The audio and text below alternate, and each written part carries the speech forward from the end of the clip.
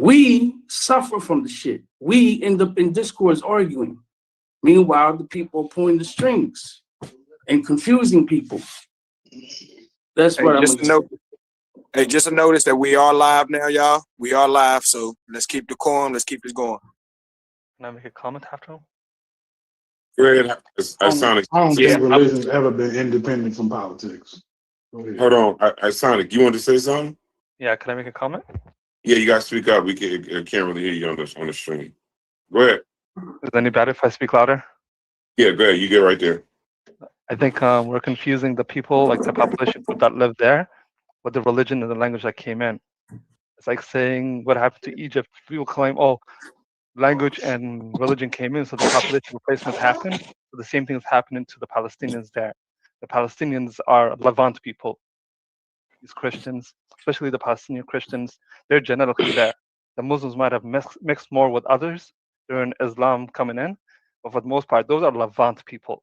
When you say Ashkenazi Jews, they might have some genetic ties to the area, but it's less than the Palestinians. So we got to separate the religion and language and the culture coming into the place with the population group. I agree, Isonic, and that's why at the end of my statement, Let's move this to when you get a chance, True. I think he's back. I'll be very quick because Isonic's point was really short. I'll be quick. That's why I said at the end of my statement, Isonic, I could get into the history from like talking about the city states and all of that, but I can also get into the genetic history of both sides. The people we call Palestinians that practice Islam, as well as the Jews, whether they be Mizrahi Jews, Ashkenazi Jews, Sephardi Jews, all those people have a genetic history. I said that. They have a genetic history to the Levant. And they all have a claim to that land due to that genetic history, along with the archaeological history. So that's why I believe in a two-state solution, because both of those people have genetic ties to that land we call the Levant. And I think if anyone tries to argue with that, you're having a bad faith argument. Go ahead, Stu Pease.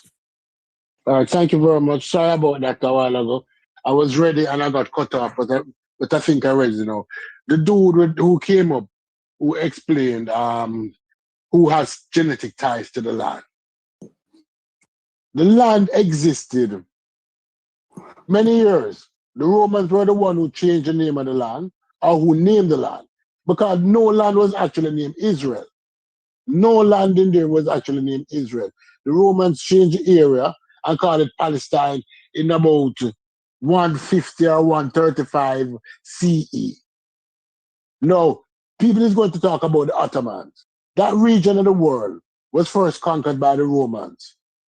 And then after the Romans were conquered by the Ottomans, or the Arabs, whatever you want to call them now, they conquered that area. It's almost, if you put a map down and show the lands that the Romans conquered in Africa, and show a map that the Ottomans have, the Ottomans, it overlaid perfectly, right? So the Romans were the first to call that piece of land Palestine. No, we read Bible stories. Somebody talking?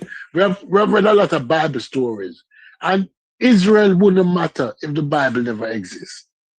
But because the tradition of the Bible tell you that these were God chosen people and they had this land, right? When has religion ever proved to be ownership of a land? But I would prefer if we not have this conversation on YouTube, because this conversation can cause a lot of problems. But if we want to have it on YouTube, we can have it, but it's going to be not the normal conversations that we have. But on the two-state solution... Why does this conversation have more problems? Why you say that? Because I don't want your channel to come off as anti-Semitic. Because somebody like me will keep it come balanced. We got people that'll say something opposite of you. So speak your truth. Just try to keep it clean. Speak your truth, though. My thing will be clean.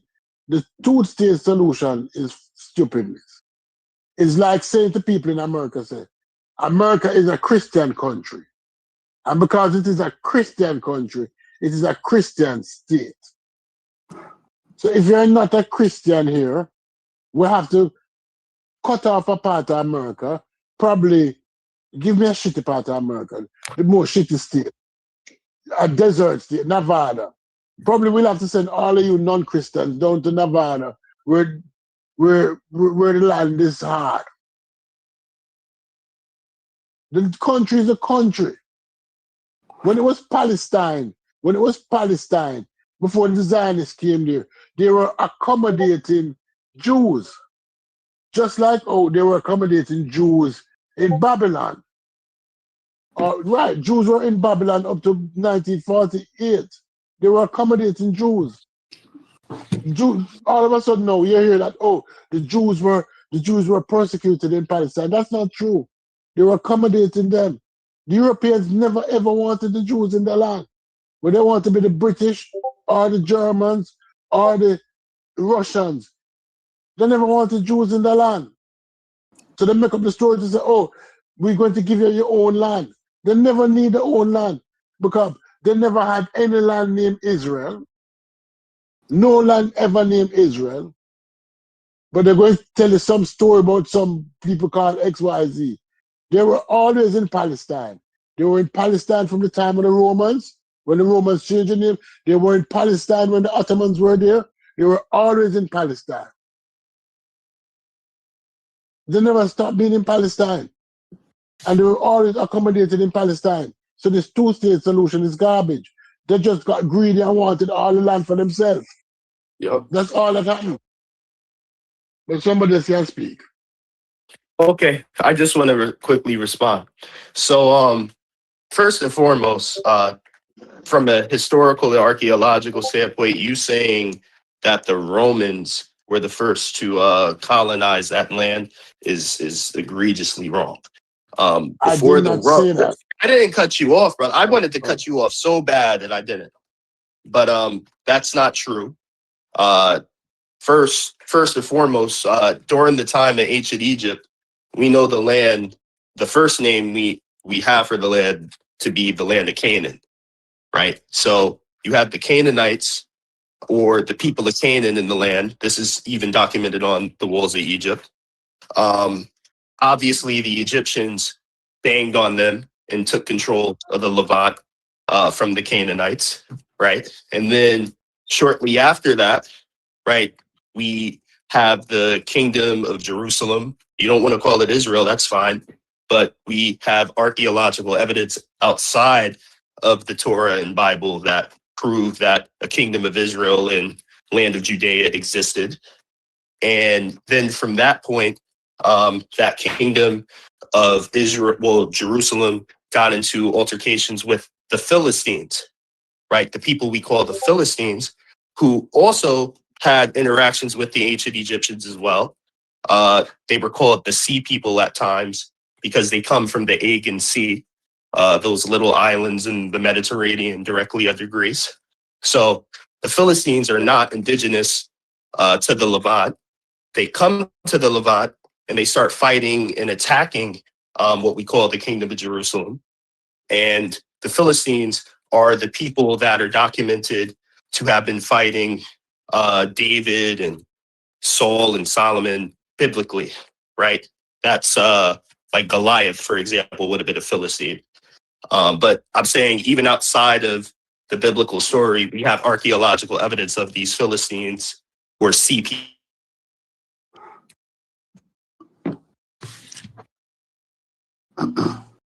My bad. So, I got a phone call. Wait, hold on. I'm almost done. I got a phone call. So I'll speed it up. After the Philistines take control of the land and it becomes Philistine, right? Which is where the word Palestine ultimately comes from later, right? The Philistines end up getting the land controlled by, well, no, they changed the name to Phoenicia, right? Because Phoenicia is a Greek word. And again, these people are of Aegean Greek origins. They call it Phoenicia.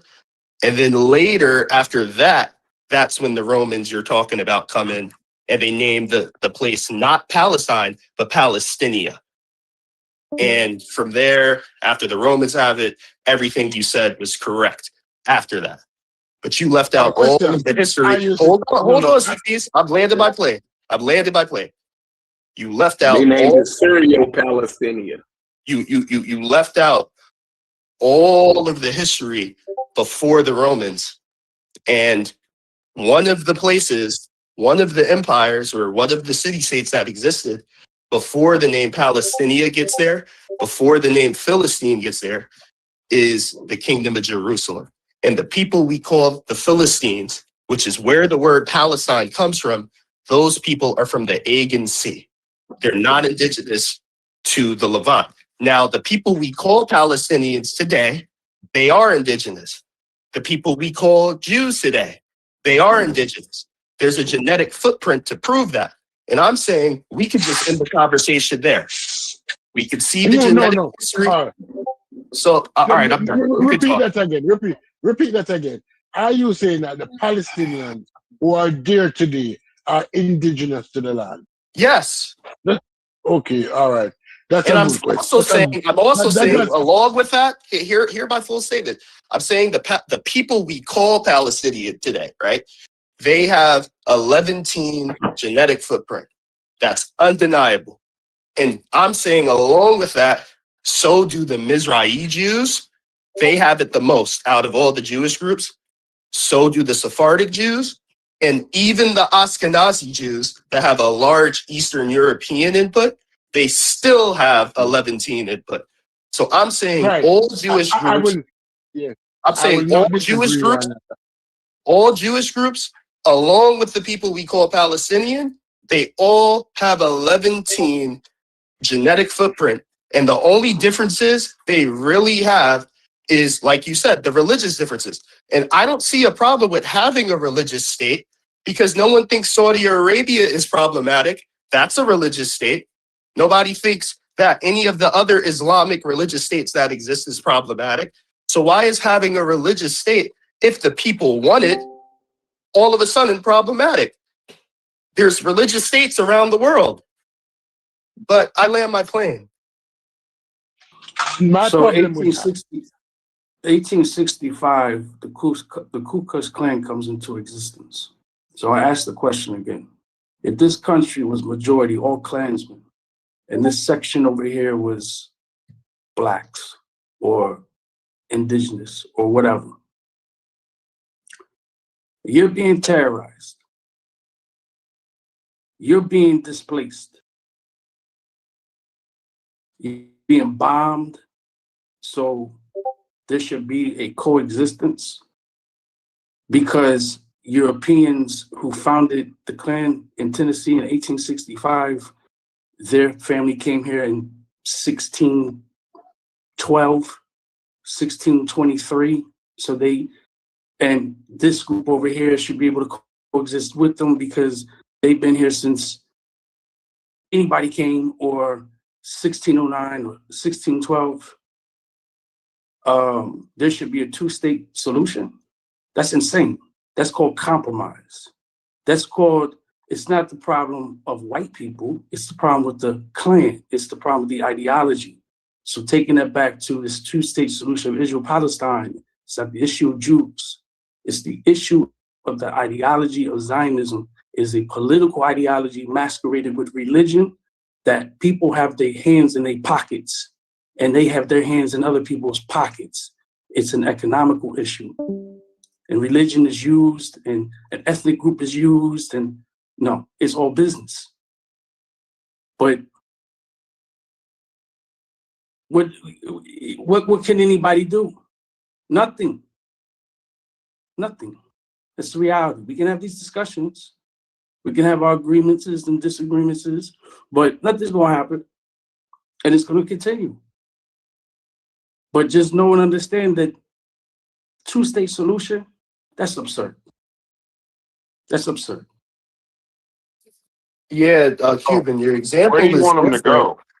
go? I was going to say, Cuban. If they from Poland, go back to Poland. Cuban, your Spain, example, go back to Spain. Cuban, your example is different because the white Klansmen in question, and even us black folk, we are not indigenous to here. We don't have any genetic ties to North America. Well, you do, no offense, but me as an African, North America, if my family's from Cuba. Oh, okay. Well, let's say the Americas. You have indigenous American genetics, right? So you have a claim to these lands we call the Americas, period. I'm saying these Klansmen and even us black people that were forced here, we don't. That is a Okay, so if different. that's the case, Hang tight, brother. Hang tight. The It depends. people It's in a nuance question, to that. hang tight. The people in question that we're talking about having a two-state solution for, they have genetic history to the land we're talking about. So when we're talking about giving the land back to the original people of the land, I'm saying both of them have genetic ties to that land. And if we're going to apply that across the board, I guess every African American is going to have to get their ass out the U.S.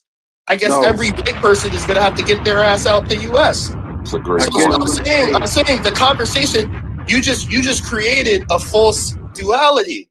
It's not comparable. These people have a let's throw religion out the window. Let's throw ideology out the window. Let's throw philosophy, politics, all of that out the window.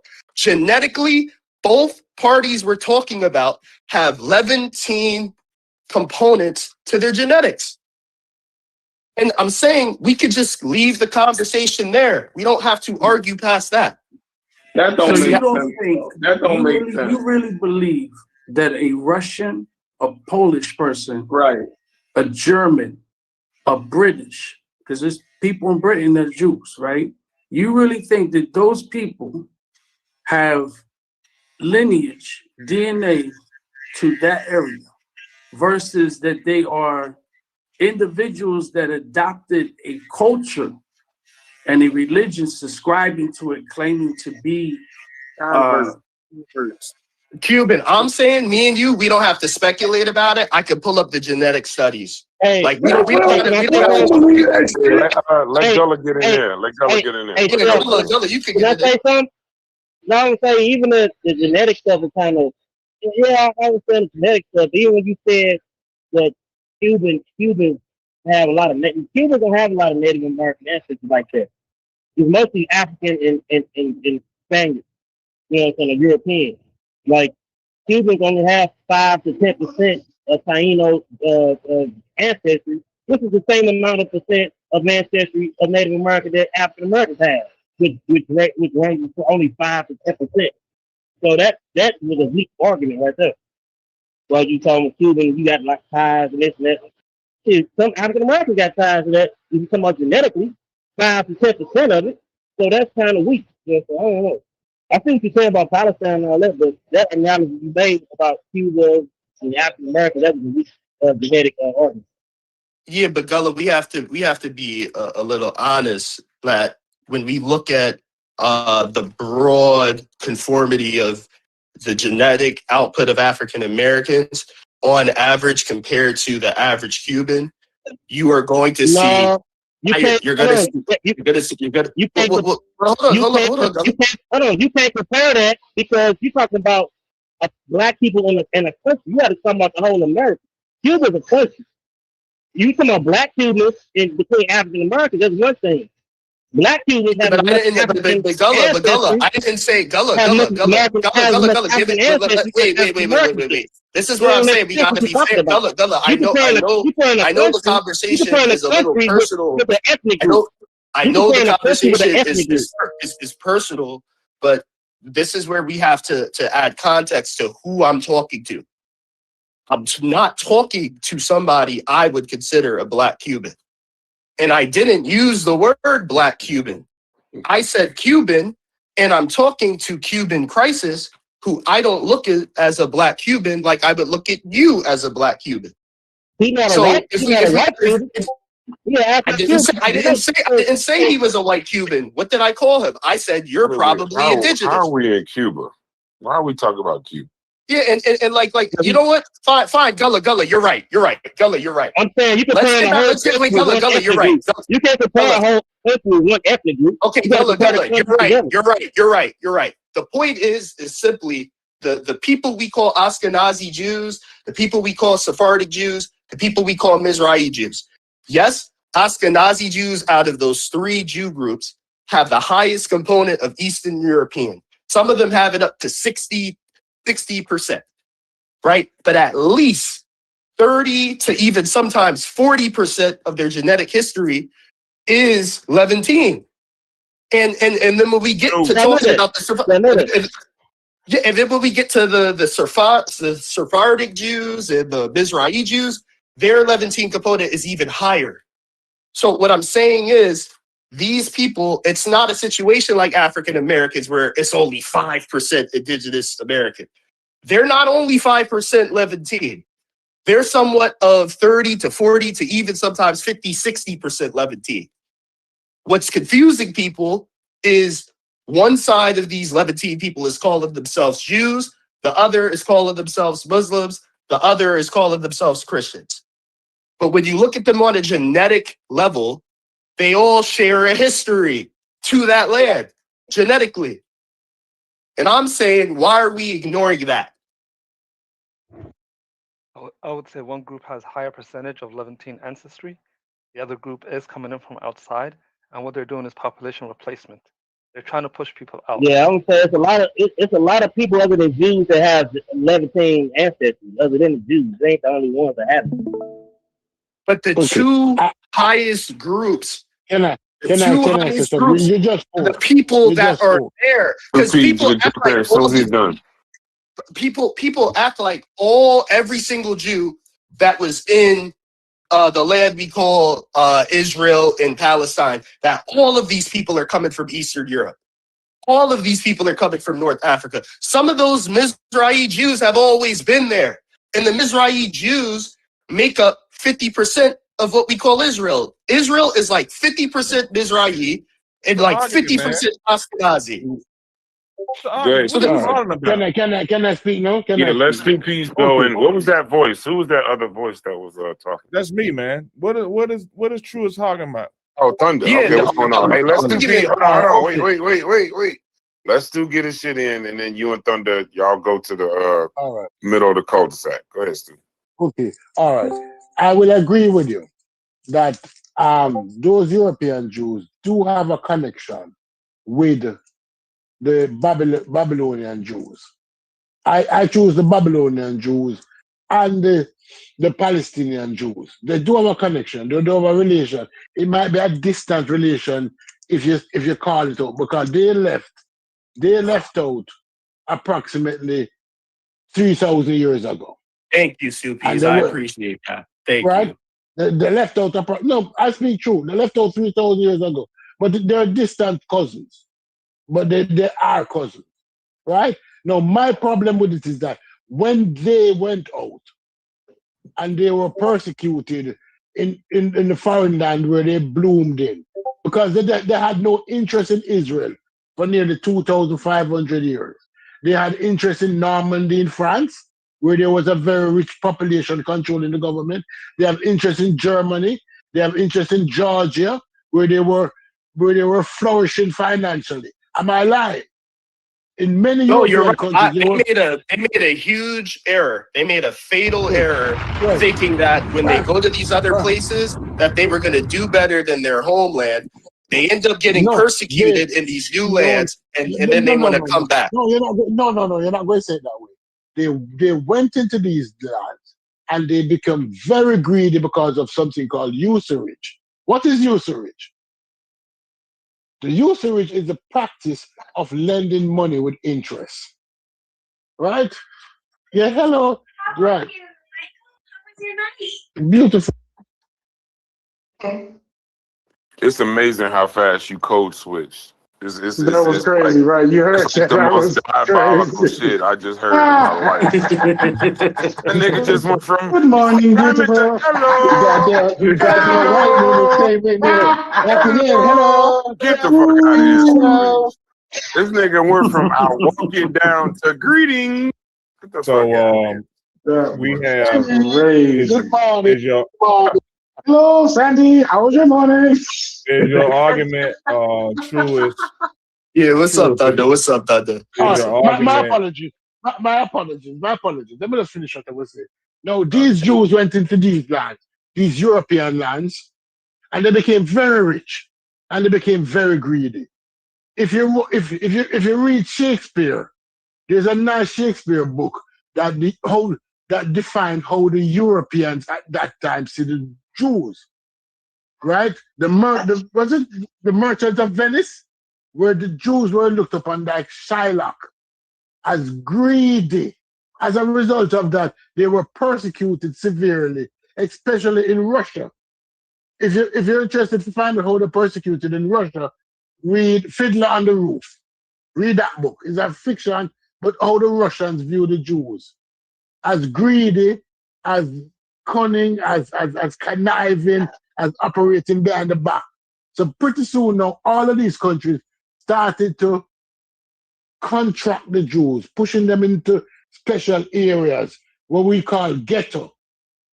Because ghetto is not a black term. Ghetto is a Jewish term for places where other cultures will push Jews to live in.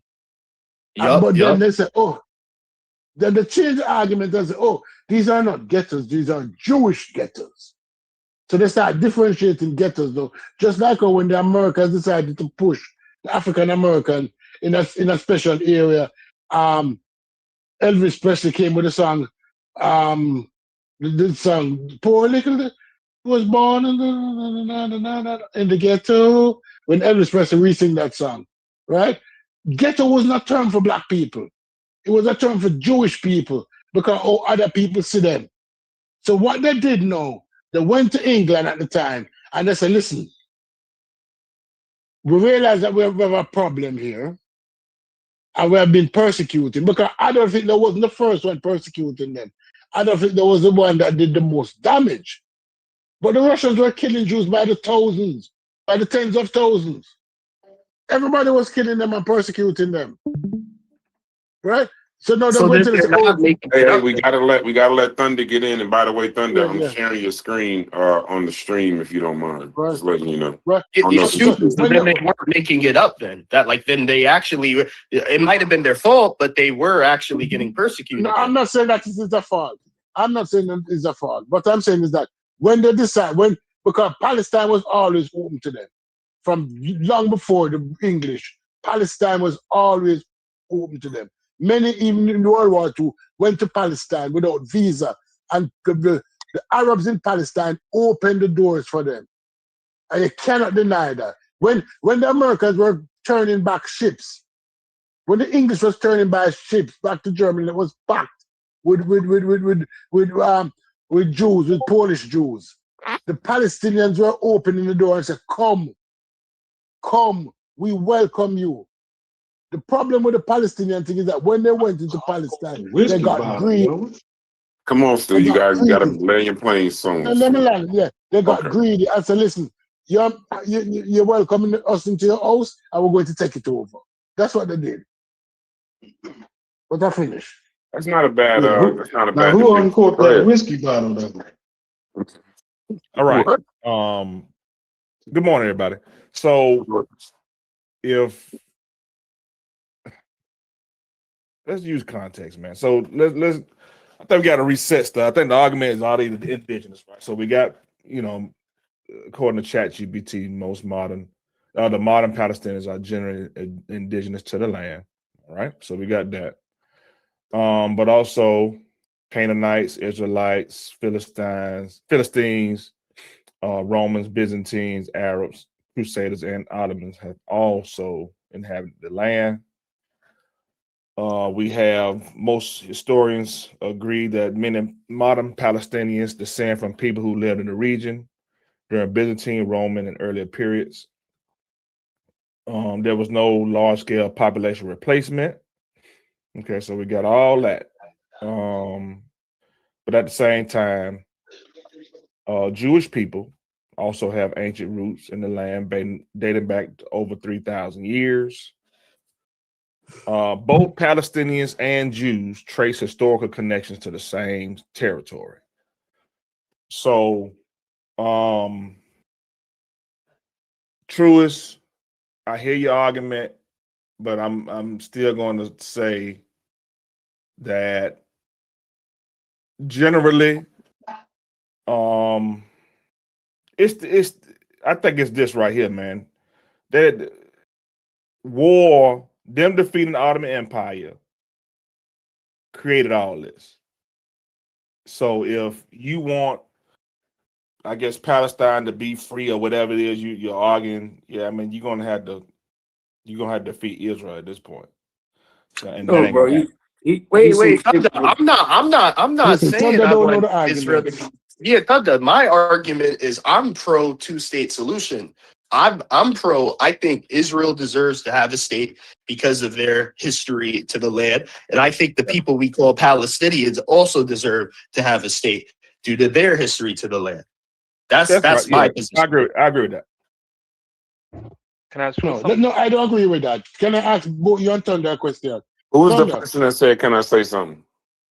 I don't know. I want to. Thunder, It was me. are you American All right, first? well, let's do P's, and whoever said that, go right after. Go ahead, Stu. Thunder, are you American first? Yes. No, Isonic was Do- trying to talk. Isonic Yeah, was trying to talk. Yeah, Isonic, go next. That's all I want to know. If you're American first, I'm I'll American tell you my first, yes. argument when my time come out. Okay, go ahead, Isonic. All right, thank you. Truest. I agree with you at some points, but what I'm confused about is this: why are you fighting so hard for the Israeli Jews who are dominating the area, who are not the ones who are being oppressed right now? They're the ones who are actually destroying the idea of two-state solution. Not only do they have most of the land, they also have settlements, and they're pushing for more settlements in the West Bank and in Gaza region. So they're the ones who are destroying the two-state solution. They're the ones who are trying to control the whole region. Like it seems like you're fighting for them rather than trying to Exactly. understand the balance of what's going on. I'm confused. It sounds like to me you're accusing me instead of asking me. You want to ask me because I could answer. Like to me, I'm not pro that. I'm not pro expansion of the state we call Israel. I think what they had initially was good enough. I'm not a proponent of them continuing to expand their borders even further. I clearly said in the beginning, I'm not pro genocide on either side. I'm not pro the US giving Israel weapons to kill innocent women and children in Gaza. I'm not for that at all. I'm not for it on the other end either. I believe both parties should have a state where they have their own autonomy, their own sovereignty, and should be able to coincide and live how the majority of the people that have their religious belief. Because at the end of the day, personally, I feel as though if you go far back enough, these are the same people genetically.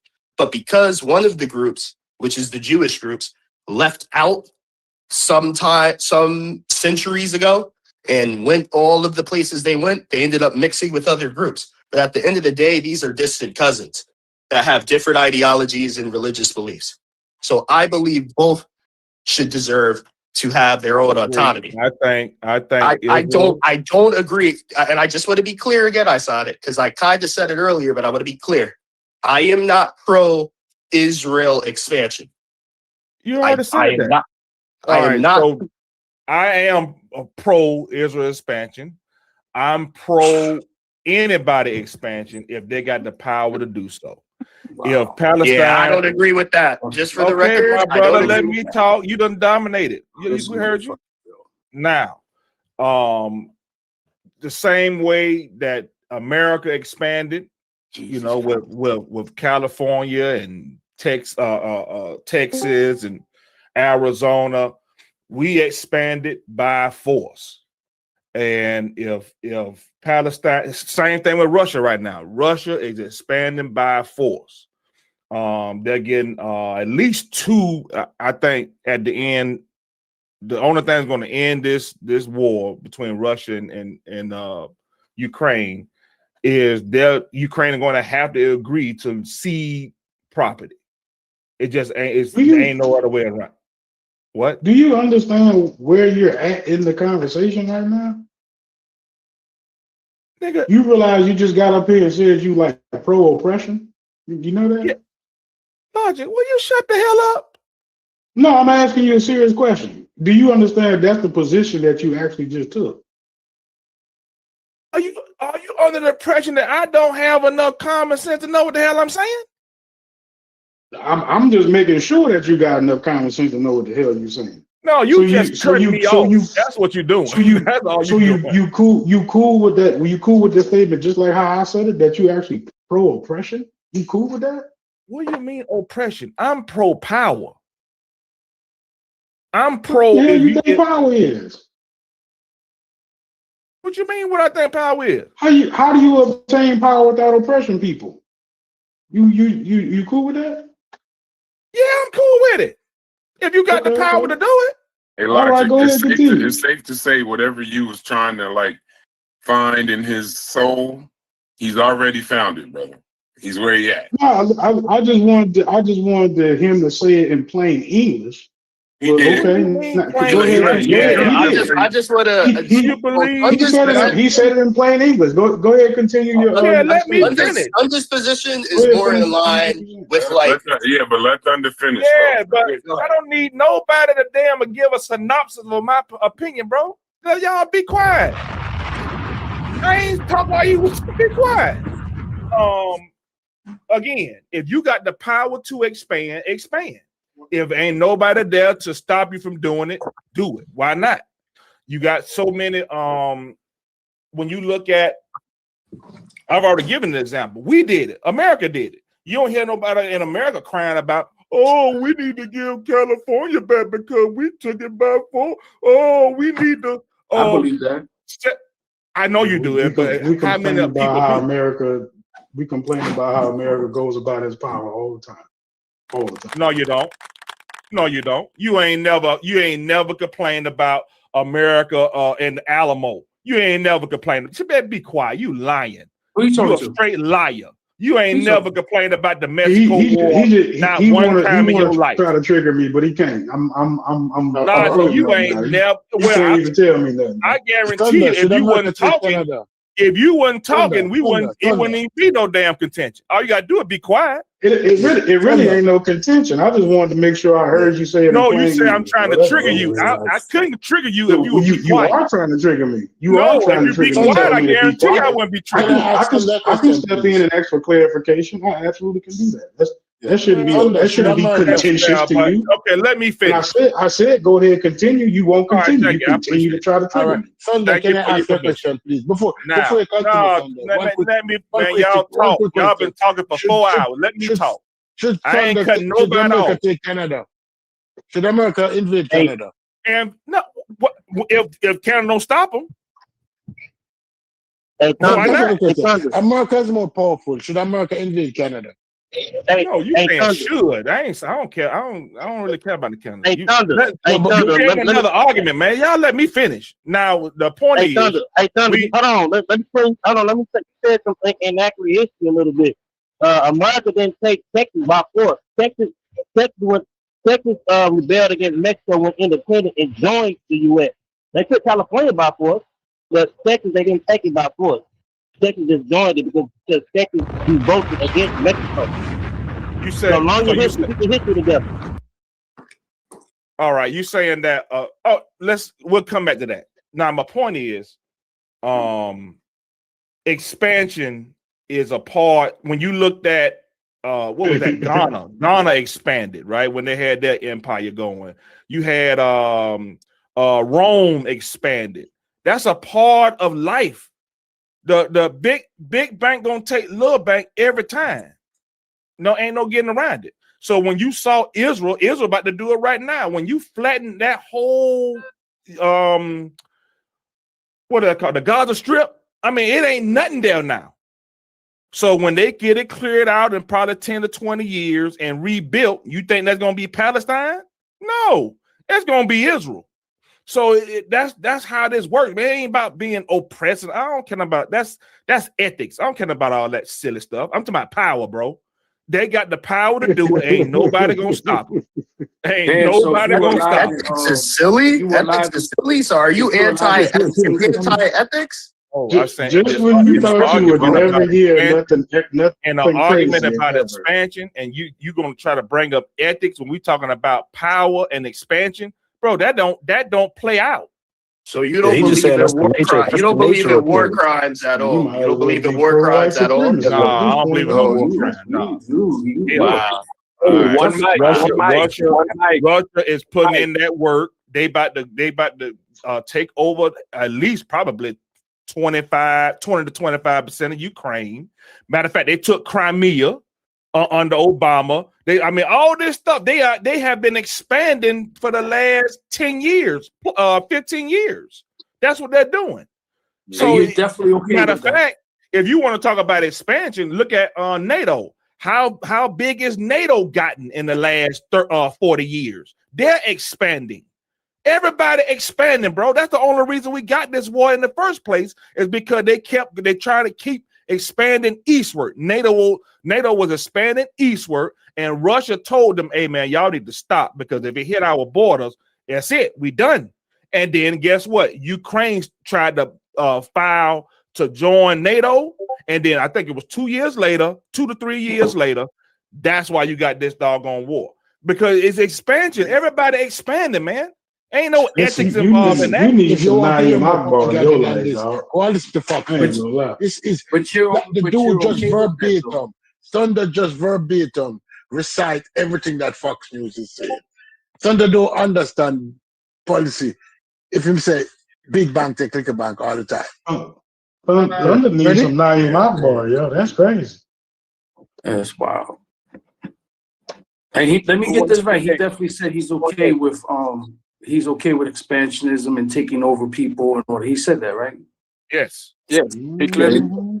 Your name is Thunder, the son of Satan. That's what I'm gonna call Okay, that's fine. No problem. I'll take that's crazy, bro. No problem. That's y'all argument. That's y'all argument against what I said? Yeah, respond to the message, not the people. Thank you. You want to attack me? That's fine. That's silly ad hominem ridiculousness. That's fine with me. But you ain't gonna retort nothing I said, nigga. Well, actually, if you would like, I would. Well, here's the thing. Let me just a quick public service. This is not an echo chamber, bro. Everybody ain't gonna agree with y'all, and when they don't agree with y'all, when y'all throw ad homs at people that don't agree with y'all, you make your argument weak. Respond to people's message, not the people. We're gonna have a lot of people in this Discord that don't agree. That's why we got good conversation, not an echo chamber. And if anybody wants to share their screen, I'll put it up on the stream so that the chat can see what we're talking about. And Astro, stop talking shit in the chat. Get in here and talk. Go ahead. Yeah, I just had a question for the truest. So I just want to know, what language did the Sephardic Jews, Mizrahi Jews, and the Ashkenazi Jews spoke 200 years ago? If you're still there. Yeah, I'm here. Yeah, what language? What language? Wait, hold on. Hang tight. So to answer that question, right? Yeah. As I'm sure you know, Mizrahi Jews cover a wide range of area, stretching from the Levant to the far Middle East, right? Sephardic Jews. What language did they speak? Bro, calm down. The Sephardic Jews, they stretch from one side of North Africa all the way to the other side to Southern Europe. And then the Ashkenazi Jews, they stretch over a wide range of Eastern Europe. Because you said that they had brother, hold on. So what language did they speak? I'm asking you a question. What language did they speak? I'm trying to answer your question. Because these Jews lived in a multitude of different lands, even amongst those three types. Depending on where they were, they would have obviously spoke the language of the land. So they spoke Arabic from the Mizrahi Jews. They Some spoke of them. Arabic. Is that right? Some of them, yeah. They didn't speak modern. So how old is modern Hebrew? You said they have indigenous claims to the Middle East. How old's modern Hebrew? What does that have to do with them having genetic history? What does linguistics? Wait, time out. What does linguistics? No. Wait, time out. I don't speak a West African language. I don't speak a West African language, but does that mean I don't have a genetic history to West Africa? Could you go back after 2,000 years and say, look, this is my land, get the hell out, to people that have been there for how many thousands of years? Probably 5,000 years. Because of what happened. I'm trying to answer your question, brother. I feel like you're being attacked. I know the answers. I want you to tell me, because Because you're saying that they have Do you want me to tell you, or do you want to tell? Do you want me to? Do you want me to tell you, or do you want to just talk at me? Because I can mute up. No, You can just get it out. I think you answer me. All right, so let me talk. Do me a favor. Truist, mute your mic. Astro, you know the answer to the question. Just make a statement versus a question. Okay, I'll make a statement. So the Mizrahi Jews have been living there with Muslims, Christians. They had no problem. That same goes for the Sephardic Jews. The Ashkenazi Jews are European. They didn't speak ancient Hebrew. So I'm just confused when you were saying that they have an indigenous claim to Palestine. And if you look at genetics, if you want to look at genetics, I think Stupies were saying they were Arabs, but Palestinians are not genetically Arabian. They sit a little bit further towards sort of the Mediterranean. They have the purest indigenous DNA, and that would be Palestinian Christians and Sumatrans. Yeah, nobody called them genetically Arab. No one called them genetically Arab. If someone called let him finish. Truist. Let him finish, brother. So if you go back 100 years, what was the Jewish population in Palestine? 100, 200 years. It was like 3%. What you say? What was the population of Jewish people in Palestine, in that region, say 200 years ago? What was the population? Brother, so you said a lot. Okay, Truist, that wasn't a question. Truist, that wasn't a question. Let him finish. Let him finish, and then you or Thunder or somebody else come in. But y'all can't. Apparently, this can't be a back and forth conversation. No. It's simple. I'm Lebanese, so I know. So 3% of the population was Jewish in Palestine. There's still Jews in Syria. There's still Jews in Iran. There's still Jews in Iraq. They cluster with that group of people. So they didn't have to leave there and come to Israel and kick out the indigenous people out of that land. So there was only 3%, say 200 years ago. Like that was the answer I was trying to give. And that's and chat now, what do you GPT support? Okay, let me respond. Hold on before we move on. I'm trying to moderate this as best as possible. Everybody gonna get a chance to speak. But I got a question for you, Astro, before we move on. Yeah. Do you support a two-state solution or a removal of Israel from that land? No, you can't remove Israel. You can't remove people. They do have a What genetical connection. What do you support? No, I support one state. All Jews, Muslims, and Christians all live together all together in peace and equal rights. Every single person has an equal right. There's no difference between a Jew, Muslim, or Christian.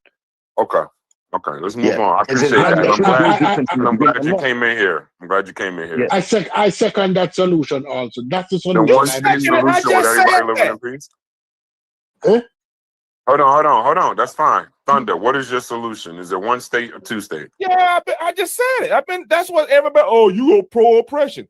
No, I ain't pro-oppression. Israel need to expand, take over that whole area, and then everybody live in peace. That's it. So how's expand where? Thunder, expand where? Stop. Wow. Stop. Thunder. If the controversy in the statement that you're making, though, is it when you say one state solution, it sounds like you're saying what they're saying, but they're not saying Israel take over the whole thing and make it a one state solution. They're not saying that. You're saying something different than what they're saying. That's just so we clear. So I know because you was like, I'm saying the same thing. You're not. You're saying something different. Well, okay. In regards to one state, I guess maybe we agree. But the methodology, maybe we disagree. That's fine. Yeah. Perfect. That's a perfect answer. Who was next? Me. I'm next. I'm next. Okay, Stu and then True. Please not turn this into a genetic go ahead. We'll get some Stu and some True. No, I just wanted to say that. One of the two. Hey, that wrong. That's all I wanted to say. Go ahead, Trey. Stu, he said go True, and then after that, we're going to go Stu. Okay, so the brother, his position of saying he doesn't feel like even Jewish people should be removed from the land at this point, I respect that. I commend that, right?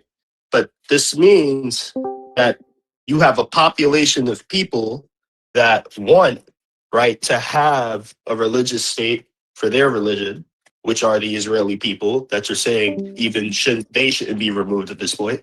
And then you have another population of people, predominantly the people in Gaza, but you could say all of Palestine as well, that they want to have a religious state as well. So I'm saying if we're not removing either of these people, which we both agree is wrong to remove either of them, we have to be able to allow these people to have autonomy to run governments in the way they want to run them. So this is why and my position isn't radical. This is the mainstream political position across the board. Two-state solution is the solution because of that reality. The majority of Jewish people in Israel want to have a religious state, and it would be the one and only Jewish state in the world, in a world that has so many Islamic states. So I do believe the Palestinians should be able to have an Islamic state as well, because that's what the people of Palestine want. So that's why I'm pro two-state. I disagree with you. Firstly, you said that they need their religious law, but if you look at a country like Lebanon, okay, Christians can have their own laws and Muslims can have their own laws, and so that really doesn't make sense. That's the political system. But Astro, that is the political system that the Lebanese people decided they wanted for their land. I'm saying when we look at it, hold on, brother. I'm saying when we historically look at how the people of Palestine have voted and supported politically throughout the 2000s for what they want their country to be governed like. And then when we see how the Israeli people have done the same, we clearly can hear the voice of both sides and what they want. And what they want, unfortunately, on both sides is a religious state. You can't deny that the Israeli people want a religious state. He said Palestinians want a religious state. I think you're making that one up. I'm making it up. Brother. That's literally how Hamas is formed. No. Because there's Palestinian Christians. Hamas is a political party. You know Hamas is a political party, right? You should read more, my friend, because if you look at history, is Hamas a political party? Have always given Jewish people their own rights and their own political. Yeah. Okay. No, he doesn't know what he's talking about. Yeah, I know I don't. Can you just answer this question? Is Hamas a political party? What's Hamas got to do with it? We're talking about Palestinian people. There's not everyone in Palestine. Because I'm telling you why. Because a lot of people ask Astro, you asked the question. You asked the question. Let me answer why. Most people, because of how the media portrays Hamas, only see Hamas as a terrorist group. Wait, hold on, yo, brother. How many Christians in the West Bank? Jesus Christ. How many Y'all can't have a back and forth. One at a time. How many Christians in the West Bank? How much Christians live in the West Bank? Palestinian Christians. Please don't ask them no questions. So it's not going to answer. Y'all can't talk back and forth. Y'all keep asking questions, but y'all can't. I'll just talk. Since it's my turn, I'll just talk. I won't ask questions. Just trying to be charitable. If you look into the history of the formation of Hamas and the conflict they were having with the larger Palestinian group that controlled the country in the beginning of the 2000s, Hamas gains control of Gaza because the people of Palestine supported Hamas, which was a political party. It's a political party. Of Gaza, not the West Bank. Brother. The people of Gaza. You got to correct this. Brother. Not the West Bank. I think you might be just a tad. I know you invested, Astro, but you gotta let them finish, bro. Yeah, the people of Palestine supported Hamas as a political party and movement because Hamas's political stance is having an Islamic state. They want an Islamic state, and that's what the people of Palestine pushed for. What's that? That's finish. But anyway. And you're playing, True. So I'm saying it's very clear what the people of Palestine politically want. It's very clear what the Israeli people want. And if we are not going to remove one of those groups, a two-state solution is a way to give both sides the state they want. And this is why political people across the board on the left side of the fence and the right side of the fence that are in the middle push for that two-state solution, because when you look at the situation, that seems to be the best solution. But I'm done. All right, peace out. Go ahead, Astro, or somebody else want to get in? I just want to ask something. So I put in the live chat a video of a rabbi that wants the return of a Khalifa, right? So again, I think this is what's being overlooked, is that one state, the Zionists gotta go. Not Jews, Zionists, because Jews there have an issue with Zionism. And I don't think you're understanding this. So if it was a one state, the Jew, the Christian, and the Muslim could coexist. It's been done before. And it was done before under the Khalifa in that area. And any Jew will tell you that that was the best time for Jews. Because under that type of leadership, it's not insanity. You see what I'm saying? Like in that culture, there has to be a fluidity of religion and politics. It coexists. There is no separation.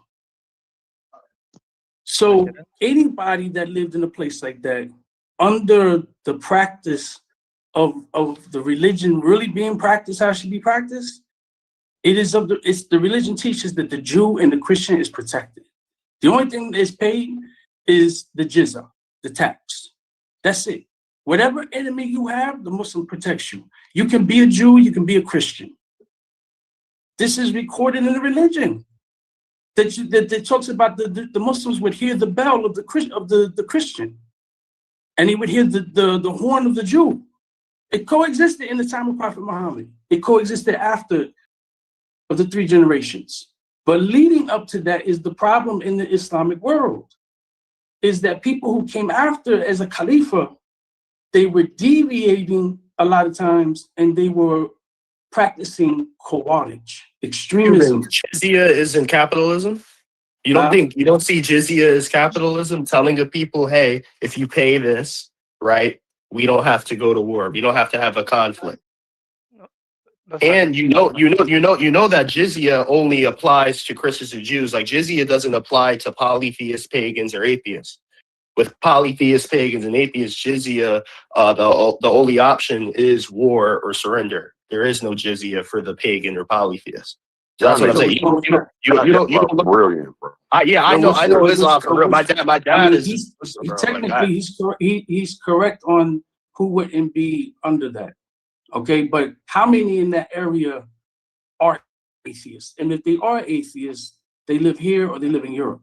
Because of those reasons. Islam is supposed to be for all time. You see that practice magic, who would be the polytheist, is maybe somebody who deals with divination of their sorts in their culture. Yeah, but Muslims call Trinitarians, which is the majority of Christians, are called polytheists. They say all day you think Jesus is God. It is, but then you're getting into a thing called fiqh. So then you would have to get into the technicality, because what you're saying. So that means the majority of Christians. Hold on, Truist. Cuban, in plain English, what's your solution?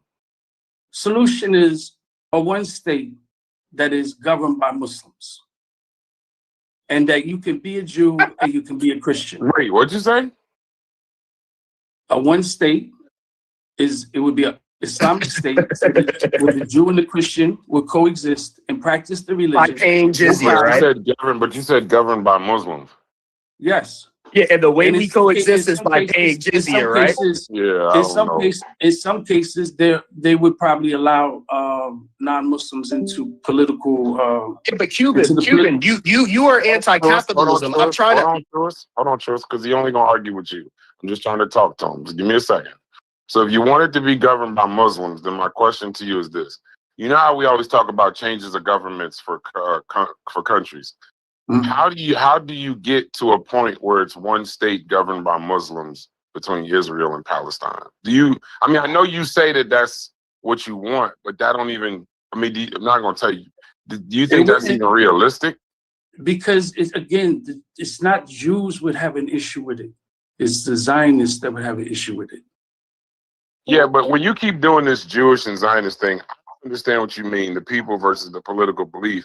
But here's the thing about when you say remove the Zionists. When you say remove the Zionists, that actually comes across, right?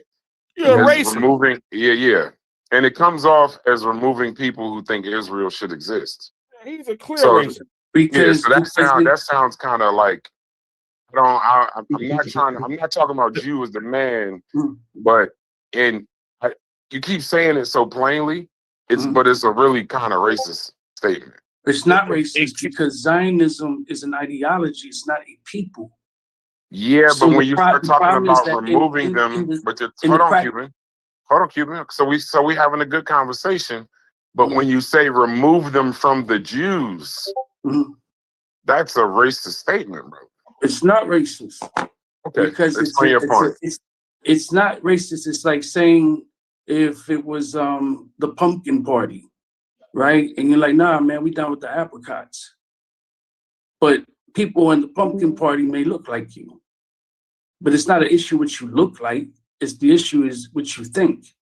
And in order in Zionism to operate, there's never extremism out the equation. Because their view is that they are the chosen people and that's their shit. And we're going to take it from you. What they're doing now, that's Zionism.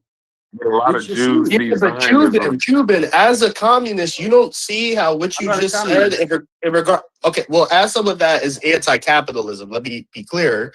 You don't see how the concept of jizya is capitalistic and how it's antagonistic in 2026. Like you're saying an Islamic state in 2026, not in Muhammad's time, but in 2026, we should have an Islamic state that is telling Jews and Christians that if you want to live in the state, you got to pay a jizya. And all the while, people like me that are atheists telling me that I don't have a place there at all. That war is the only option for people like me. And most Trinitarians, like I said, that religion don't teach that. That's not true what you just said. Brother, I can show you how in Islam. Show it. I'll put it on the screen. Yeah, like it says. Just to be clear, what are you saying? What are you saying? The rule for jizya is when it comes to the polytheist, pagan, and atheist. What are you saying before I go grab that for you? Under Islamic State, they will be killed. Exactly. So do I deserve to be killed? But that's not war. You know what? I'm done, man. I'm gone. I'm out. Yeah, I'm not fucking with this call. Are you fucking serious? I'm good, bro. You know, this is ridiculous. You know what's crazy about this particular group of people in this community? Y'all will have the most divisive, racist conversations. Egypt.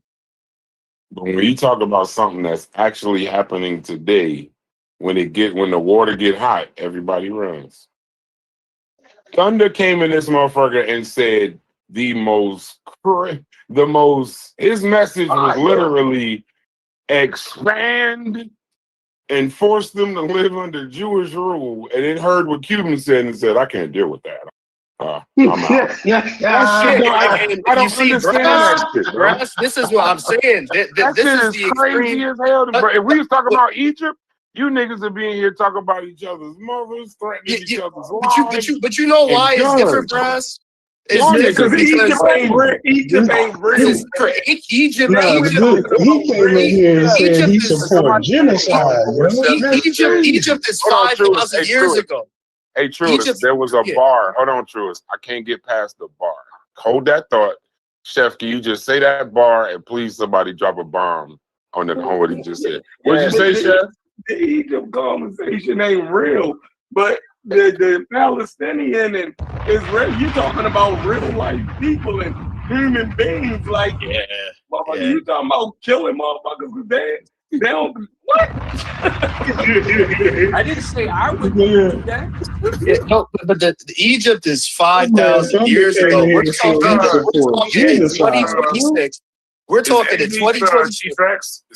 Ain't Egg Beats Chief X? Somebody dropped the link for Egg Beats, but Chief X, if that's you, just come into Just come into we in the Discord. Just hit the link. But go ahead. But no, I just wanted to. That's a good point, Chef. Yeah, we're in 2026. We're not in 3000 BC, and we're hearing the extreme radicalism on both sides. We hear it from Thunder on the Israeli side, and we hear it now. I'm hearing this from the last person I would have thought I would have heard of, Cuban. Yeah, that set me back. You lost me there. I thought I knew you, Cuban. You lost me. No. Wait a second. He brought that context because that's what an Islamic state would entail. But that's what you're describing. Cuban. Well, a lot of times when you talk literally about religion and history and stuff in Islam, me and you always clash. I respect your intelligence on the subject, but we always clash in the real world application in 2026 of the things that you describe.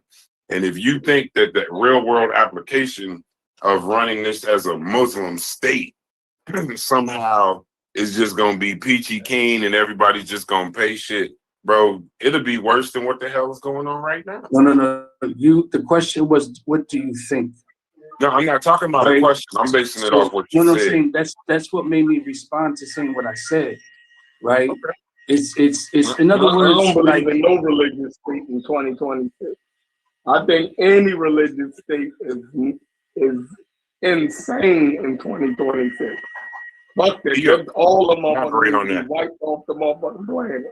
Yeah, you know what, Chef? I don't necessarily disagree with that. I agree, but the issue I run into in this conversation is people only bring up religious states being a problem when we're talking about it being a Jewish state, when there is multiple Islamic states around the world from Asia to Africa, right? So if we're going to remove and say no, religious states are dumb, we gotta be fair. Afghanistan should be nuked, but there is no. They should drop a nuke on Afghanistan. That motherfucker's so backward. Fuck that. There are no Islamic states. You have Muslims. Wait. Did you just say Egypt? I have a problem with this conversation because Egypt ain't real. And these are actual people dying. And then in the next 5 minutes say drop a nuke on Afghanistan. What the fuck is wrong with y'all? That's the only way we're coming from Chef. Yeah, bro. I feel like I could accept it coming from Chef. I ain't gonna lie, but when Thunder said he was pro genocide, that kind of hit me a little different. I ain't gonna lie. That was crazy. Why? Why does that rub you the wrong way? In Afghanistan?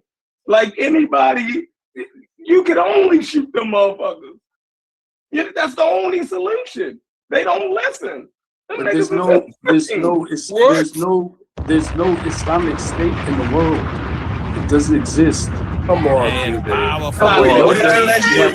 you have Muslim countries. Wait.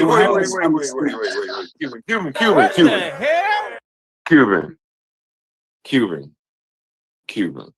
There are Islamic states. No, they're not. They're Muslim. They're Muslim because, okay, remember what y'all said about the atheists and the polytheists, right?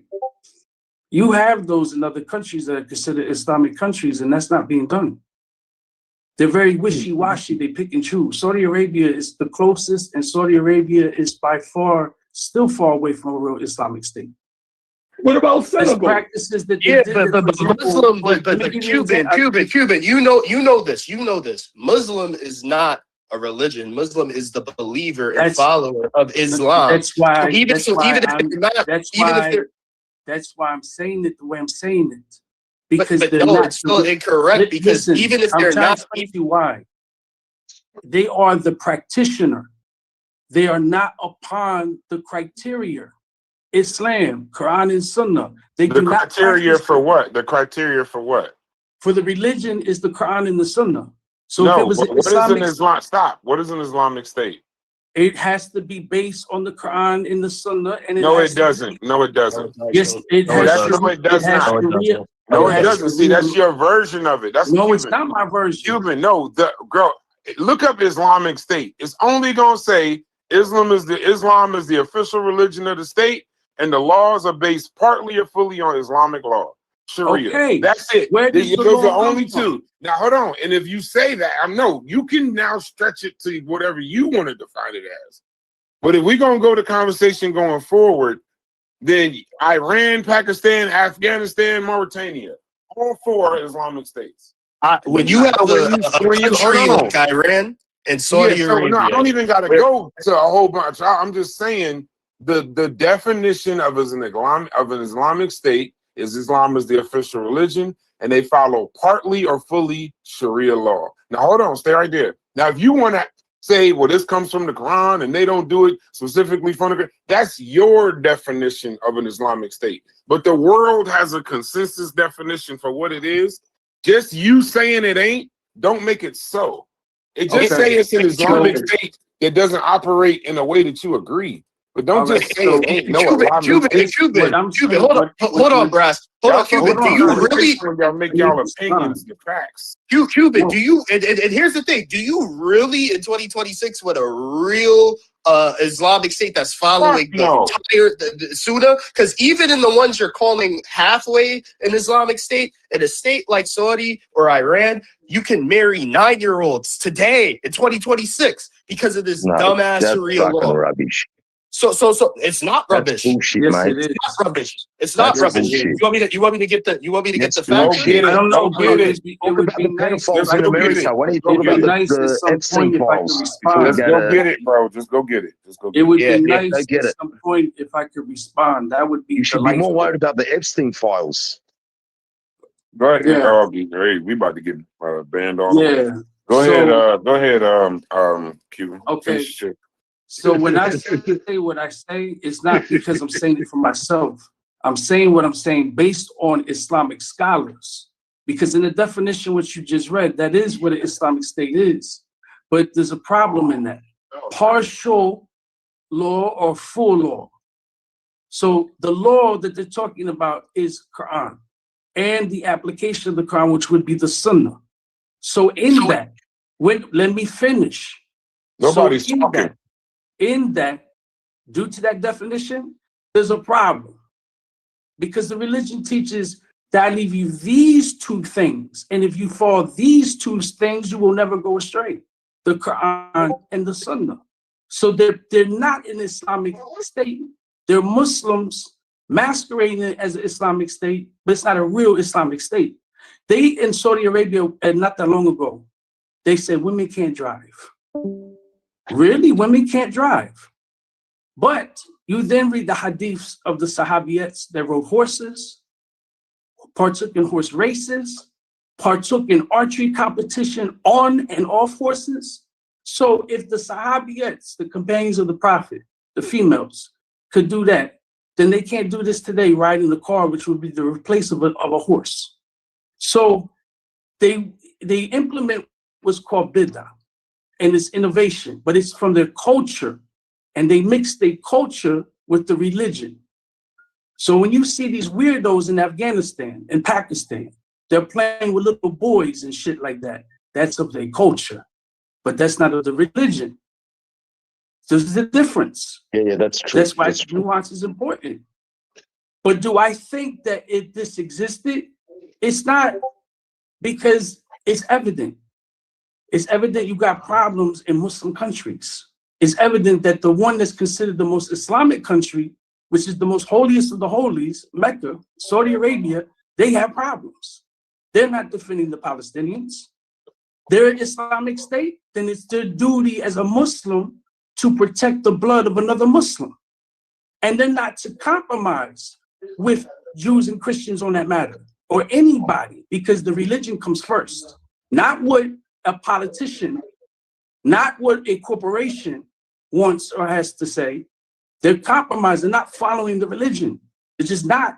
Like this isn't. You gotta follow the Sunnah, follow Muhammad, right? To practice the religion. Follow the prophet that married a girl at 6 and consummated it at 9, right? And that's why if you look at what I just put in the chat, you can see right there it's permissible to marry a 9-year-old in Iran. And the reason being is because their prophet married a 6-year-old named Aisha and then consummated it, which at 9, when she turned 9.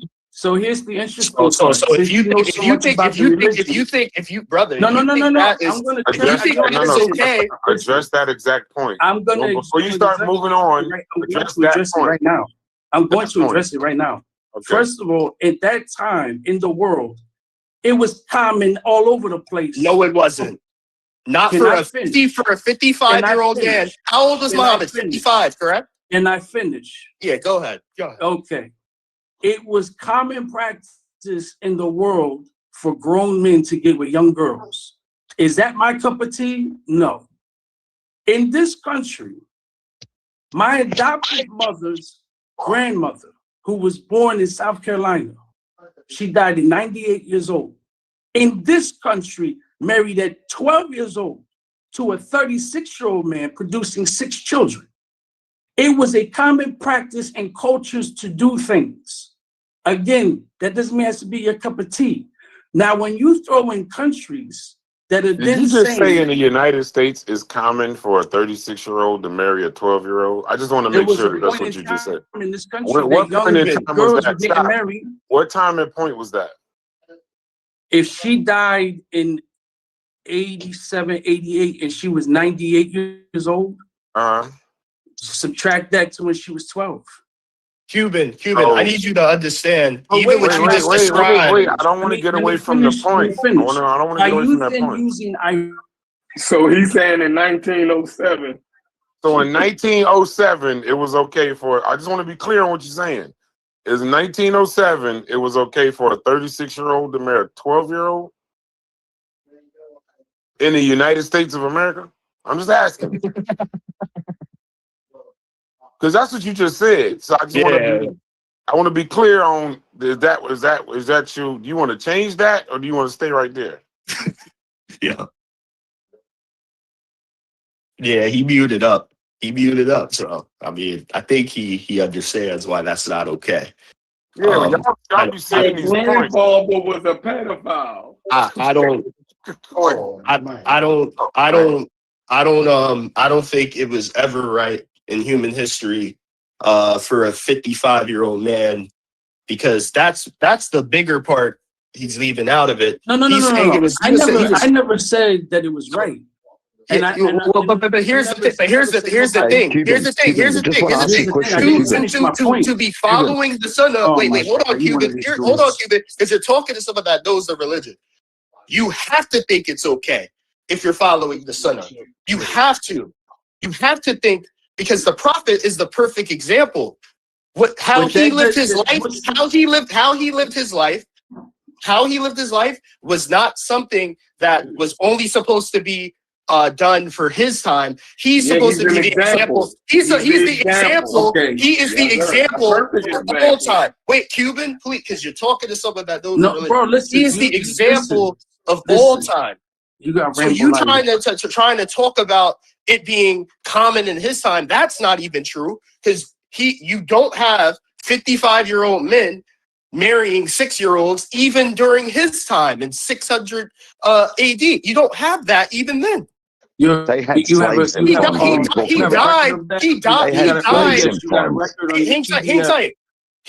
hadith. Arabia, neighboring countries of who they were fucking at what age, right? So let me finish my point, because you got rambleitis. So the point I was getting at next was you then brought Iran into the situation. There's a problem there, since you know so much about the religion, right? Because I'm gonna get you another point in regards to the Prophet marrying Aisha at the age he married her in. So getting back to Iran, Iran's not a Muslim country. They're not even Muslim. They're 12. They're Shiite. Shiites are Muslim. So wait a second. Shiites are Muslim. Scholar. They not what? They not what? Shiites are Muslim. Wait a second. No, Sheikh's true. Sheikh true. Hold on. Let me come to the Sheikh. Right. So you know what, Cuban? Hold on. Pause for a second. You would know that. What? Pause for a second. Did Joe say that the Iran was Muslims? Yeah. That's what I'm trying to talk. Explain that. Just let me say what I'm saying. Yeah, but you keep saying all these wild ass statements, and then we supposed to just move past. I just want some clarity when you What's when you make these statements. That's all. Take a second and explain how Iran is not Muslim. This is just 2 But seconds. that's what I'm trying to say right now. Okay, go ahead. So Iran are 12ers, right? The sect of the Shiites. For the example to be used of the Prophet ﷺ marrying Aisha at the age of and consummating the age of 9, right? They reject Aisha. The 12ers and the Shiites, for the most part, especially the 12ers, they don't accept Aisha. They don't accept Abu Bakr. They don't accept Uthman. They don't accept Umar. They don't accept Solomon Farsi. They don't accept Bilal. They only accept the people that's biologically related to the Prophet, who were Sahaba. But there were Sahabas that were not, and the majority was not related to him, but they were still Sahaba. How are they not Muslim? Because the Prophet Sunnah Muslims, because Shiites don't accept the Hadith, because they, I'm going to cut to the chase. No, because they don't. Let me finish my Man, point. you need to let him talk, bro. Let me finish my point. Let him talk, man. Damn. The Prophet ﷺ said in authentic hadith, he said, anyone who speaks bad about me or my Sahaba will be of the Jahannam. They will be of the hellfire. He said in authentic hadith, he said, to follow the Quran and my Sunnah, to follow the Quran and my Ahl Bayt, the family of the Prophet. Let me get He said in another narration about the same messing sect. this whole show up, bro. How am I messing the whole show up? You asked me a question about how they not Muslim, and I'm trying to explain to you because y'all don't know about it. But you're not even trying. But you're not y'all know trying to about speak in a language. but you you're don't know not about a trying to. religion But Cuban. that's like 1,500 years old. But you can tell me about Tutankhamun, how many chicks he fucked in 1 year on the great night of. When y'all explain stuff, bro, just it's sometimes y'all go so all around the board to explain something very simple. And then when we don't want to hear you are in the middle of talking, you go into other languages and this, that, and the other. And all we asking for is a 30-second answer as to why Iran is not Muslim. If you can't do that, I know his perspective. Hold on, stop. Hold on. If you can't, I'm trying to let Cuban do it because he did the one that said. Let him give his explanation first, and then everybody else can chime in. Cuban, in 30 seconds or less, in the simplest terms you can, for people listening in the chat and on the panel, why is Iran not Muslim? That's all we want. I don't want the hadiths and all that other shit. Just a simple explanation, bro. Simple. I'm about to unmute you. Go ahead. Because their beliefs go against the 5 pillars and the 6 articles, the 5 pillars of Islam and the 6 articles of faith. Their beliefs go against the Quran and the Sunnah. That's why. And these are things that are considered major to minor. So major would be shirk, what they call binding partners to Allah. They say that Imam al-Mahdi, who they say was the 12th Imam, is greater than Allah. They denounce Sahabas. There's practices that they have implemented into religion, such as celebrating birthdays. That's not of the religion. And it's definitely not of the religion to harm yourself, whipping yourself and cutting yourself. You sharing your screen? Keep talking, Cuban. I'm just talking out. Those are some examples.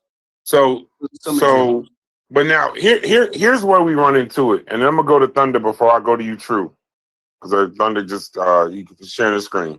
Here's where me and you, and I think a lot of times you say you're misunderstood. We all understand your personal opinion, right?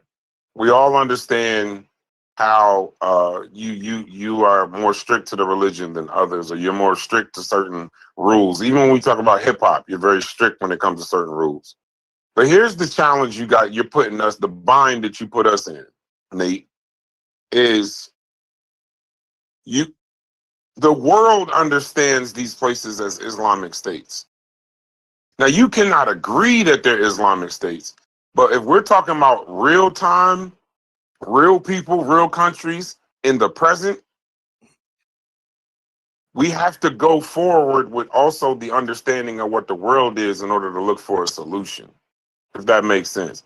See, when we spend all this time in Kemet and Nubia and all of that, we can hypothesize on what it was, what it is, or this, that, and the other.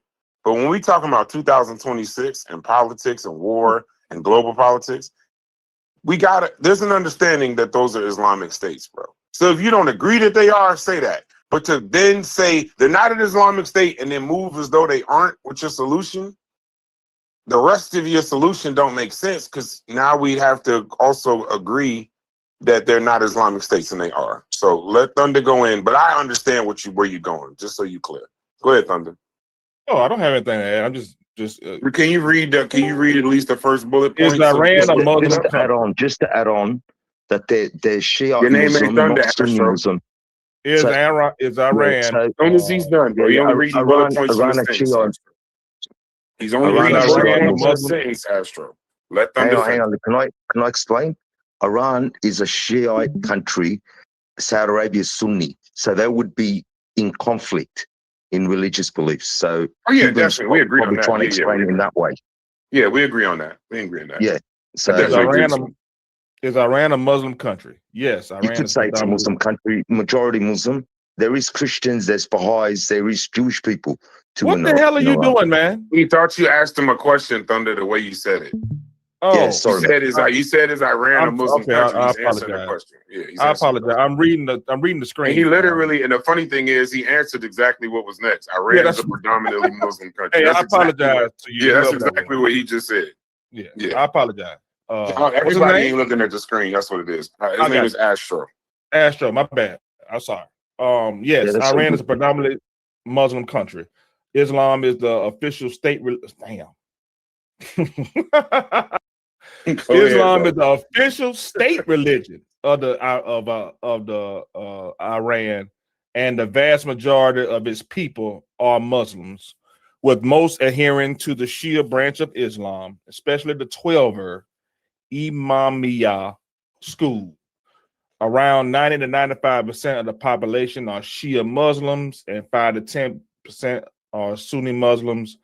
Only small minorities follow other religions like Christianity, Judaism, Zoroastrianism. The Iranian constitution even designates 12er Shia Islam as the state religion. Okay. Good, Drew. So to add, I would like something, Thunder. Yeah, I want to add one more thing. So Cuban, I think maybe one day we do a show on the state of Cuba. I don't know how the hell you got involved with Islam and all this other stuff, but I would love for us to talk about Cuba and its state for the last damn near 60, 70 years. And what are the future propositions? What would you like to see done, et cetera, et cetera? Go ahead. I'm sorry. Y'all are some of the. Let me tell you something. Y'all in just discourse are some of the funniest human beings in the history of the world. The way y'all go about discourse with each other and then expect the shit to be peaceful is the funniest shit in the world. It's hilarious. But go ahead. Whoever wants to go next. Are there any new voices? Logic, Fetty, Slade, anybody else? Top Dollar, anybody else want to chime in? Because we having a damn jihad in this shit right now. In the chat, like too. I can say something real quick, and then let y'all have it. Y'all insane. Y'all can go ahead and finish talking. Yeah, I'm just gonna say on the Iran bit and Shias not being Muslim. I understand fully everything that Cuban believes, because that's the common Sunni position. The fact that they reject certain hadith and narrations that Sunnis adhere to, they consider them to not be true Muslims. It's very much similar to how a lot of like Orthodox Christians or Catholic Christians don't see like Protestants as real Christians. They see them as heretics, right? Where we can see, a Protestant, a Baptist, a Catholic, Orthodox Christian, they are all Christians, right? They may have variations in what they accept and differences in their theologies here and there, but they are all Christians. And no matter whether one calls another a heretic and fake Christians, it really doesn't remove that fact. That's what you have mainly going on between Shias and Sunnis. But the funny thing about this, from the situation that's going on in Palestine, when Iran was banging on Tel Aviv last summer and dropping a bunch of bombs on that city, you had a bunch of Sunnis cheerleading Iran and what they were doing there, right? So when it comes to Iran being one of the few Islamic countries that actually have the balls to fight Israel and help the Palestinians, you know, they're one of the few. All of your fucking Sunni countries are too pussy to actually help the Palestinian people, to help their Sunni brothers, right? Yeah. But you got all this shit now to say. rewind. Hang on. You got all this shit. You got all this shit. You got all this shit to say. You gotta let him finish. You got all this shit. You got all this shit. You gotta let him finish. You got all this shit to say about Iran home, being a Shia country, but they were the ones actually trying to fight for real, and you guys were cheerleading them on doing it. So, like I said, a lot of this is just games. But even if we are only going to hold to the Sunnah, I'm gonna share my screen right now because I'm gonna show you what the Sunnah teaches. All right, I'm gonna show you. I'm gonna show you. Is that what you're trying to do? I don't know how Astro, let him share his screen. You're gonna have all the time you want, and if you want to share your screen, brother, let him share. Yeah. Can you see my screen? We running TMI law around here. Go ahead. Yeah, can y'all see it? Y'all see my screen? Yeah. Perfect. Okay. So this is Sahih Muslim. Yeah, I do. This is Sahih Muslim 1422. This is the book of marriage. This is regarding Aisha and her marriage to Muhammad. All Sunni Muslims adhere to this. This is a authentic Sahih Muslim source that Sunni Muslims adhere to. So they want to talk about Shiites and what they believe. This is what they believe.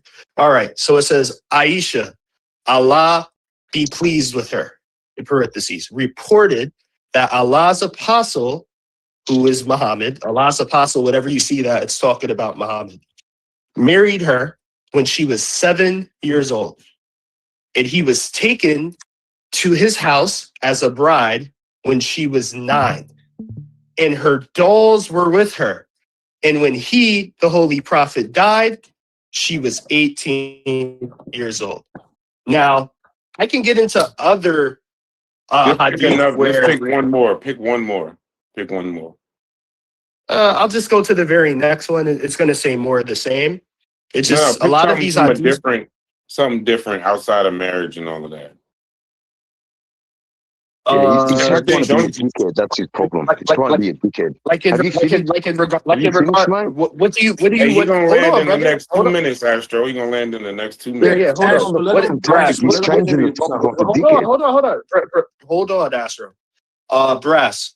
What exactly? What subject matter do you want me to pull out? I'm looking at the man-woman relations, not marriage, but the woman, the freedom for the women. Okay, so another example I can think of, and I'll have to stop sharing my screen and get that for you. Okay. There's an example where the Prophet Muhammad, he has a man who comes to him who tells him he just acquired a adult male slave, right? And he's worried about the fact that this male slave is going to be in the house with his wife, and he's afraid that this slave might end up getting horny for her or whatnot. Right. And in Islam, there's a ruling that if a man sees a woman as a mother figure, right, it'll make it haram for him to have sexual thoughts about a mother figure. So Muhammad's solution to this issue, to this man, his solution, he told this man, make your slave suckle your wife's breast. That way she'll become haram to him. Because so now, in Islam, the issue. Hold on, real quick. So now, because me being Christian, I have no leg to stand on criticizing somebody's book. But what I'm saying is, you're basically saying, but I'm also as a Christian wouldn't want strict Christianity ran in any nation of the world. Exactly. So That's your my issue. I'm is saying, your I'm issue is saying I don't. okay. I get your issue. I'm not like, I don't have the super duper huge issue with this, but I'm saying this is a very dated way of life. And quite frankly, I don't even really think it's all okay for that time. But I'm saying none of this is really beneficial to 2026. If you're Okay, saying, Astro, get his shit off. I got you. yeah, You got you, bro. Go ahead, Astro. Talk your shit. Yeah. So he's bringing up history. So if you look at the first religion to give women rights, we could go to inheritance. We can go to look, basically he just pulled up just a bit of crap. I don't know if it's Islamic phobic or something like that, but has he actually read the history of Islam? I've read the No, just Quran. don't argue. Why do you keep doing when that? it comes to women's rights. Yeah, I've read the Quran and I've read the Hadith. Yeah, okay. So no, but you were talking about history. Can you name the oldest university on earth? He's still Can doing you it. name and who? This is a straw man. Who gave This women rights? is a straw man. This is a straw man. Islamic? No, it's not a straw man. You're straw talking man. about Like address history, the and point. then when someone replies back to you, you're just bringing No, up like can we just stay on a point? Like the topic. this is a straw man. So let's stay on topic. What's the oldest university on earth? And who opened the oldest university on earth? That's a non sequitur question. I'm sticking to the topic. Let's deal with you're saying about women's rights in Islam. Let's deal with whether or not the hadith I just pulled is moral in 2026. Hadiths are just sayings. Maybe some hadiths are not authentic. You can't say every single hadith. Did you just say that Sahih Muslim? Wait, what does Sahih Muslim mean? What does Sahih Muslim mean? Sahih means sound, but you have to. Brother, are you saying it's not an authentic hadith? It's authentic. It's Sahih Muslim. What are you talking about? It's authentic. And a lot of those narrations were from Aisha herself. Are we about to make this a damn Muslim conversation? Yeah, I don't mean to do it, but they're lying. They're lying. This winter. No, I think it was Astro, Cuban, and Truist. I think we all agree that a strict following of the Quran in any country in 2026 would be problematic. And that's the overarching point. So you're saying Turkey, Egypt, Indonesia are places, and Dubai, places where there's a problem with strict Islamic so they follow it 100%. traditions. They follow all of them follow the traditions. I'm asking a question. Yeah. Do they follow it 100%? Yeah, if you go to the courts, they have Muslim. In Dubai, they follow. I want to be clear. Hold on. I want to be clear. Yeah. When we make statements, let's be clear. So Dubai runs the strict, the 100% following of what's going on with the Quran. Dubai, the Miami of the Middle East. Dubai, are you fucking serious? The Miami of the Middle East. Yeah, Snoop just pictured himself smoking weed in a hotel room in Dubai. Yeah. But that's for tourists. It's got nothing to do with the actual people but that's not strict. You're saying that that's compromising for money. That's compromising for wealth. That's not strict Sharia. No. Cuban explained one thing. He was talking about Afghanistan. Most of their practices are cultural, not religious. That means before Islam, most of the stuff that they do, not letting women go to school, not letting women get an education, it's more cultural. It's not religious. I don't know where fuck you're getting your bullshit from. What are some of the more issues? The Cuban explained it, but you didn't fucking listen to him. What are some of the more issues with being a Muslim? What do you mean? Women's rights. Okay, so I'll give you. I'm not asking you, Astro. I'm reading the screen. So dress codes. Some people require hijabs in some countries. Can you zoom that a little? Can you zoom in on that? Zoom. Let me see. How do I take it up maybe to like another 50%? Keep going. Okay, good. We're good? All right. Yeah. Women's rights. Debate sometimes focus on dress codes, gender roles in family and society. testimony and inheritance laws and traditional Islamic jurisprudence. Some Muslim majority countries enforce strict interpretations. Some, while many Muslim scholars argue for more egalitarian interpretations. LGBTQ plus issue, I don't think we even have to go through that. Apostasy. Can I make it easy for you? Apostasy. Let them finish reading it. Make You can make it You easy. said, I'm reading the screen. Hold on, man. Many modern scholars argue this is political. In early Islamic states, it was considered treason. Freedom of speech. Wow. Some interpretations support blasphemy laws, which critics argue conflict with modern free speech principles. Again, enforcement varies greatly by country. Political Islam versus secularism. Countries like Iran, Saudi Arabia have state systems based heavily on Islamic law. Other Muslim countries like Turkey and Indonesia operate more secular systems, right? So this is an argument against what you're saying. A lot of countries are more stricter than others. Is that fair to say at this point? Yeah. All right. Good. Also, I want to just go on Dubai real quick. So I looked up Dubai. Dubai runs a hybrid legal system that mixes Islamic law with modern civil and commercial law. This is a common misconception because the UAE is culturally Islamic. They're culturally Islamic, but legally more complex. So the way their legal system in Dubai works is this. They have a civil law for modern legal codes, and they have a Sharia law that only deals mostly in personal matters. So it's not a full theocracy. Sharia law is used in personal status law, marriage, divorce, inheritance, and child custody. That mostly applies to Muslims, but non-Muslims can often use civil courts of their own legal frameworks. Where modern law is used is business law, criminal law, banking, contracts, real estate, international trade. It's designed to operate as a global financial hub.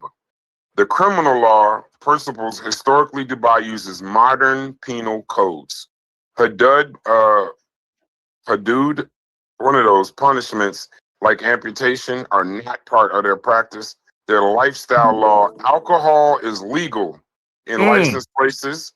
Tourists are allowed significant freedoms, and mixed gender workplaces are common.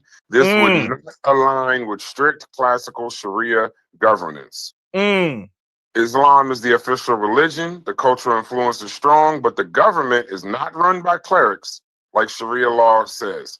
Dubai sits like this. They're clearly in the middle. The reason why people think it's full Sharia is because legality is far more modernized.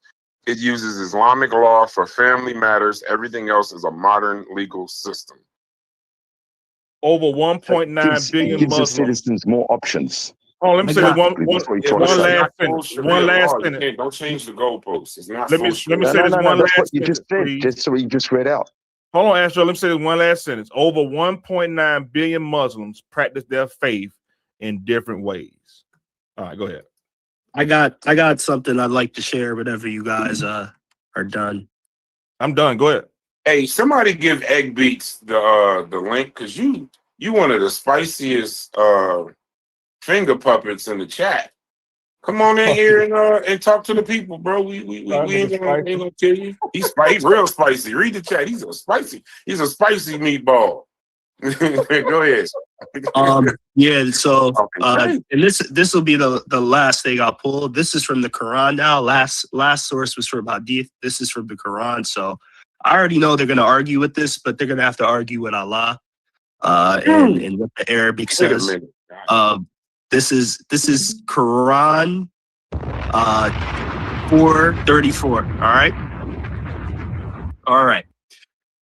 So let's start from here. And just so we're clear, this is the Sahih International Translation, one of the most commonly used English translations for the Quran. And I'm going to click on the Arabic word just so you can see that this is a proper translation of what I'm going to point out.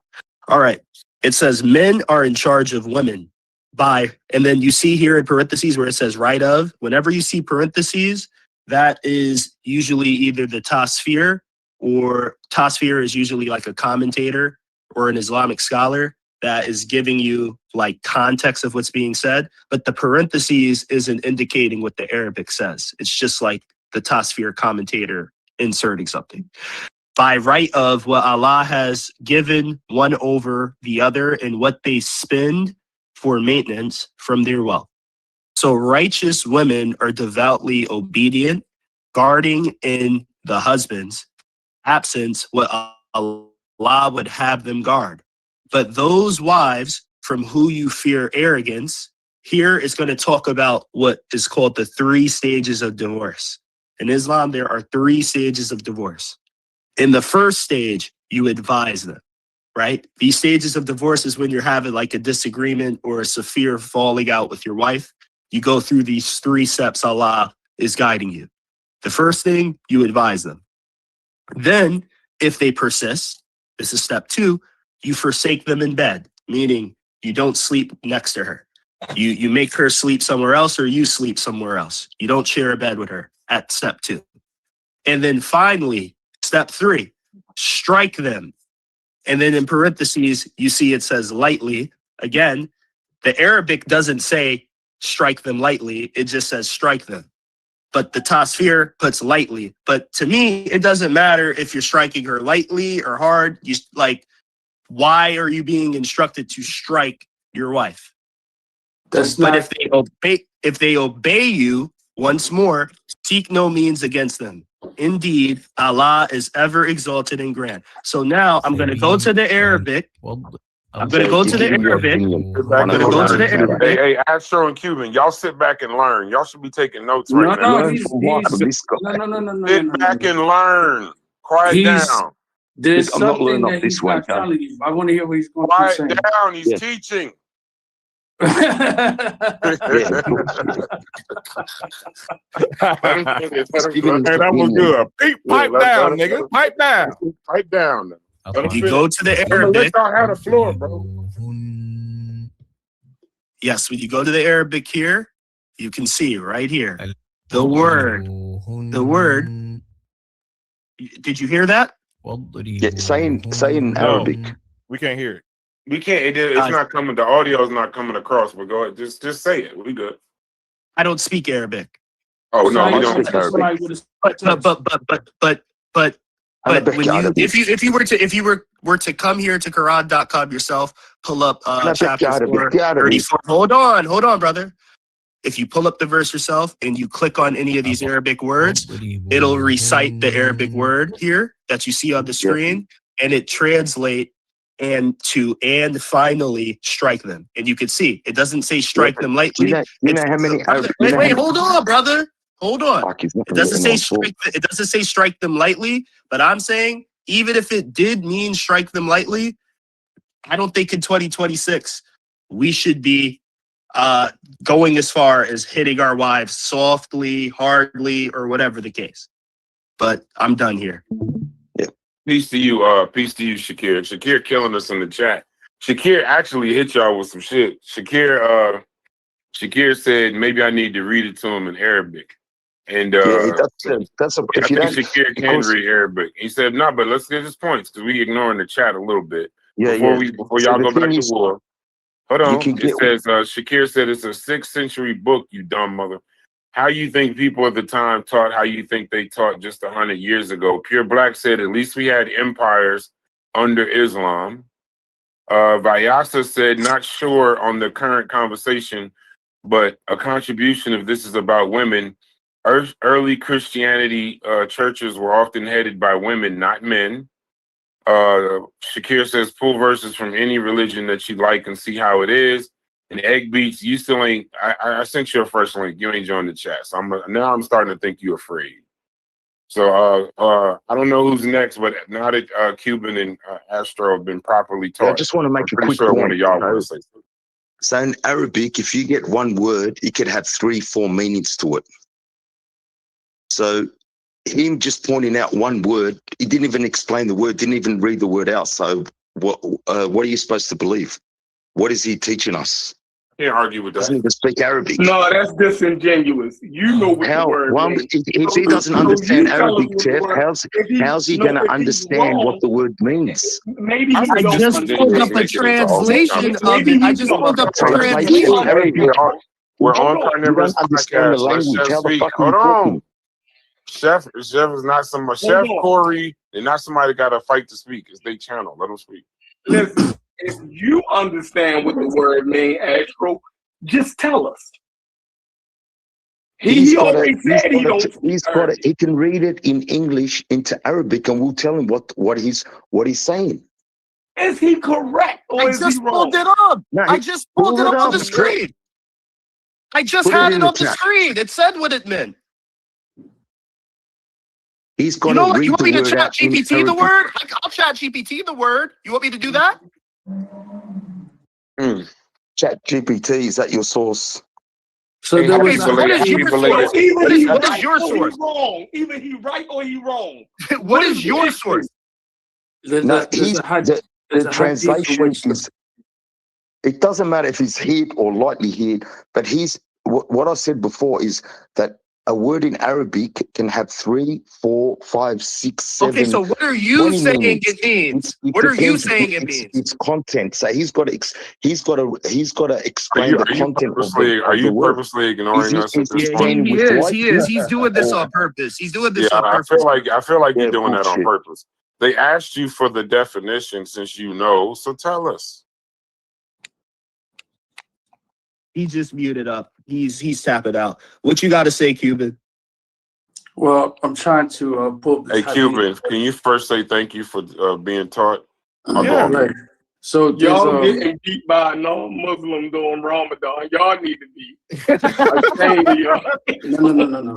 First, okay, tell me when y'all ready.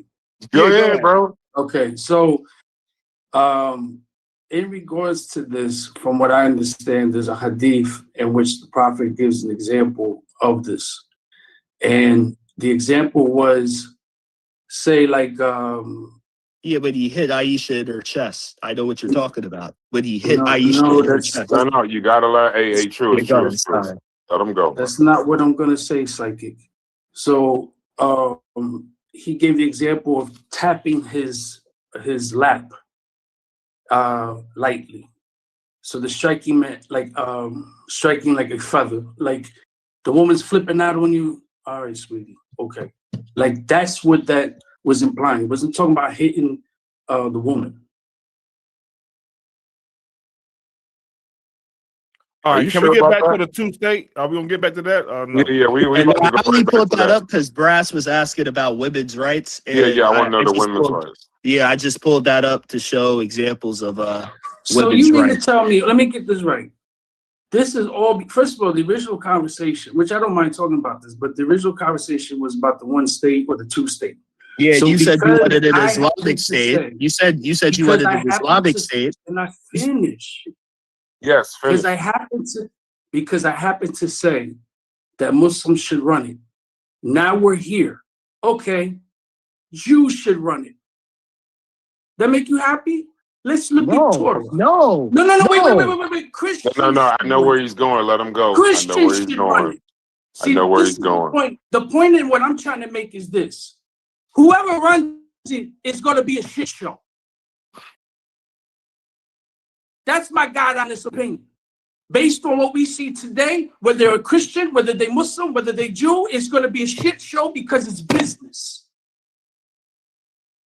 I'm going to say it again. Zionism has to go.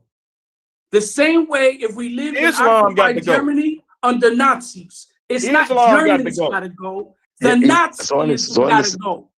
Islam got to go. It's not a religion. What are you talking about? Islam got to extremism go. of Christians got to go. The extremism got to go. What's staying? That's what I'm saying. You done named 30 things that's leaving. I just want to know what's staying, bro. It's easy to sit there and go, this person got to go, this got to go, this got to go. Extremism. The people who want the extremism, get them out. Let the Jew, let the Muslim, let the Christian stay. Let this person stay. But the extremists got to go. That's Okay. the problem. Okay. It's not the Okay. Jew and the Muslim and the Christian, because they live together and they like each other and they intermarry with one another. They have children with one another. They work together. They go to school together. It's the Zionist. It's So the if there's Muslims. 50 million of them, then 50 million gotta go. I think But every let that other Muslim got to 7 go. million Jews stay that's not a Zionist. I think every Muslim got to go. That's what I think. I'm saying we have Hold on. multitude. Let Thunder speak. What do you mean by that, Thunder? I don't know if you're being hyperbolic, but I am you being being- hyperbolic. I'm being extremely Okay. hyperbolic. Oh, That's all I'm okay. doing. Because if he's Okay. saying every Zionist is wrong and they got to go, then I'm gonna say every Muslim got to go. Yeah, but Zionism is not a religion. That's the difference. But when you start I don't know trying how to many times separate, I gotta say this, but when brother. you start, we understand one is the ideology. I get that. But when you Yeah. start saying we got to remove the Zions from the Jews, that's I don't even know how you're going to do that. Okay, so I what don't about the either. Jews that are It not sounds- Zionists? it What sounds- about the Jews that are not It Zionists? sounds You- amazing. Hold on. It sounds amazing, right? It sounds Yes, so what about the amazing. Jews that are not But Zionists? I don't think I'm not saying that, but I'm saying, how do you figure that out and where are they supposed to go? Okay, so back to the so topic. here's Be the like, wait, hold on. brother Astro. Let him come to I wasn't Florida. done. I just paused for a second. When we start talk, if you believe in one state solution or two state solution, you don't believe in anybody having to leave and go somewhere. But in the No. same token, what y'all are saying is, yeah, one state or two state, but the Zionists got to go. Now I'm asking the question, where the hell are they supposed to go? I didn't say that. Yes, you did. Yeah, No, y'all. never. That's what y'all been saying for an hour. No. I didn't say that. I Well, said. Cuban, okay, then stop. If you didn't say it, that ain't. If you ain't say that, then it ain't for you. Before you went to Islamophobic comments, the topic was, what's the right of them to have a Jewish state? Now you've got to realize a Jewish state. What's the population of that region of Palestine? So You're you have saying they 50% have no right Muslim, to a Jewish state? 20% Christian, 30% Jewish people. And this is what I'm trying to get to, Grass. This is what I'm trying to get to, Grass. Hang on, my You friend. just say, hold on, Astro. Astro, we're trying to talk to you, but we don't understand you because y'all be talking and going through points. Y'all say 8 points. We still on the first one. You don't believe that Jews have a right to a Jewish state? No, I don't. I believe they should all live together, and the Jews. That's a yes or no live question. by Yeah, that's a yes or no. Hang on, you let someone No, talk. because you You're gonna said let me answer no. what? Wait. Are you You gonna let me said answer? no. I know. I want you to answer yes or You didn't no. say That's no. that's You- it. Yes So or you're not gonna no. let me answer. I just want yes or no. I don't want your explanation. I want yes or no. You can't just say yes or no over something like that. Yes, say yes You're or talking no, about and a then explain. population. Start with yes It's- or no, and then explain.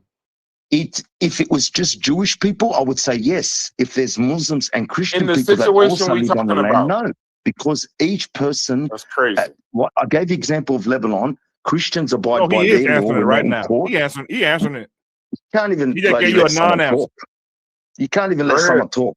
Go ahead, Astro. No, you're not going to. Okay, then don't. I'm not playing it. Look, say the crime for the baby, my nigga. Go ahead and talk.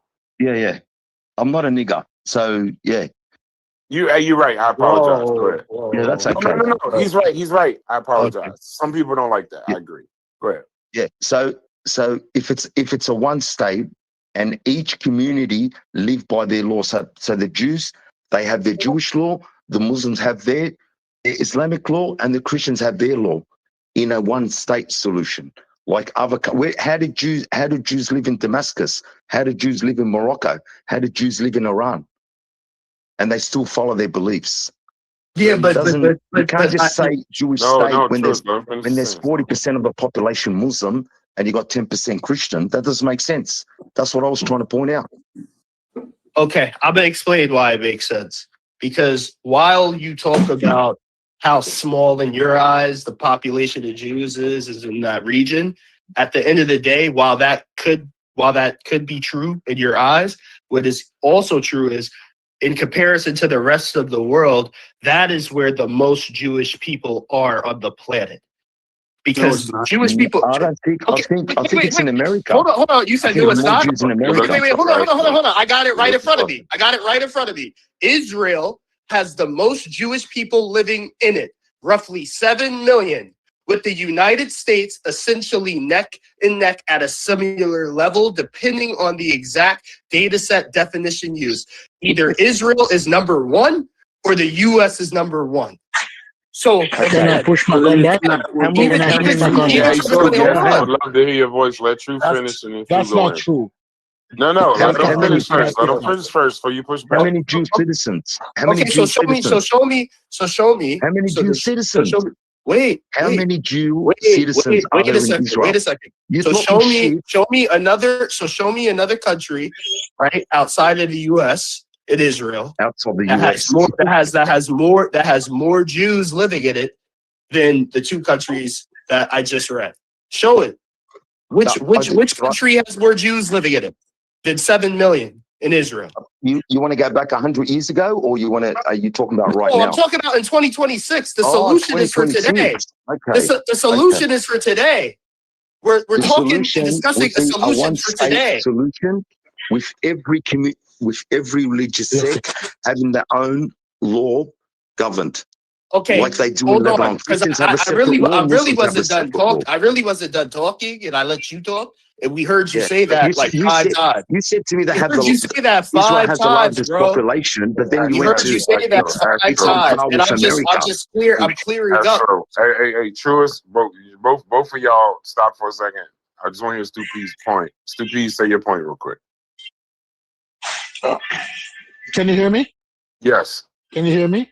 Yes. All right. When he brought up 7 million, he's being disingenuous because Israel is like Florida to people in Jersey, right? To Jews in New York. They go to Israel to retire. So a lot of the people there are actually Americans who retired there or Russian citizens who retired there. Again, also, there's a large population of Jews in Israel, dual citizenship, meaning them call themselves Israeli, but they really enjoy the fruits of New York. And they have business and the snowbird by the services. The 7 million number is disingenuous. It sounds, but Israel is primarily a fear. But he's not going to tell you that. That Israeli travel all over the world. Look, it's too hot there. They don't really like it there, but they like having a state. But I'm finished there. He's been disingenuous. If I wasn't busy, I'd come and take him on. But I hope so by 2 o'clock, 3 o'clock, it's still on. Because I need to step in truth again. Okay. So I'm being disingenuous because I'm looking at data, I'm looking at stats, and I'm seeing stats say there's 7 million there, and I can't find a single country outside of the U.S. that has a comparable amount of Jews living. Like I'm somehow being disingenuous because I'm going with mainstream. Wait, hold on, because I'm going with what the mainstream data suggests. Like I feel like I'm having the wait. Hold on. I feel like I'm having the black. I feel like I'm having the Black Egypt conversation even in this one because anytime I'm just going with what the data shows, everyone's got these wild conspiracy theories of how numbers are being lied to us about. Stop. No, let me ask you. Let me ask you some questions because I'm figuring you out. Don't let stupids giving you attention. I'm figuring you out. And the more I hear you talk, the more I realize that you're lacking. I'm figuring you out and I'll call you out because there's something not right about you. I'm telling the audience, and you know stupids, that stupids will call you out. There's something not right about you. But the more you talk, the more you expose yourself. Jesus Question number one. Just attack the speaker because you can't attack the point, right? Don't deal with my argument. Try to assassinate my character. Like I said, every time I'm figuring you out, your tactic is to patronize people so you don't have to deal with their arguments. I'm figuring you out.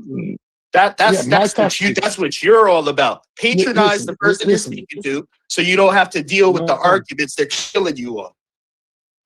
No, I don't allow snakes in my mix. That's cool. I beat snakes. Listen, brother, I don't have to ad hominem you because I can deal with your argument. You feel like a snake. You feel like an infiltrator. That's cool. That's cool. That's cool. And black groups must be aware of this. Whatever. I had to deal with them for years. You're an infiltrator. But I'll soon find out. I'll soon find you out. Just give him time. I'm not asking any more questions. Matter of fact, I won't have a Collaborator. He conversation. sounds like a I will listen to collaborator. him. He sounds like a collaborator. Hey, Truist, be careful. That Yeah. nigga walk you down. Yeah. But He sounds you're like around the corner from him telling you he gonna walk you down. Be So- careful, bro. So now we got a like new I one. We said got earlier, collaborator. I and we don't got infiltrator. I don't take none of this personal. Yeah, I don't. It's cool. Like, Call that Suki's man like an even though infiltrator. even though you said all that, you Infiltrator. called me a snake, you called me an infiltrator. I don't have no problem I with call you, it, brother. This is friendly discourse to me. I'm not taking none of it personal. Hey, hold on. I want to make a statement I real have quick. no friends. We get it, Truist. We get it, Stu. That was entertaining, but y'all all making good points. I don't want to sully the show. We might have to move to a different topic if y'all got one. Chef, someone said first they said you need to clean your clippers. They too loud. Then it says this argument of Palestine support your argument. It says same biology can be ethnically different. What are they talking about? I have no idea. They rabbit. That's from yesterday. I think what that comment means is that because they're an example of what me and Chef was talking about yesterday. So they're a group that have the same biology. However, because of their different history, they're ethnically different.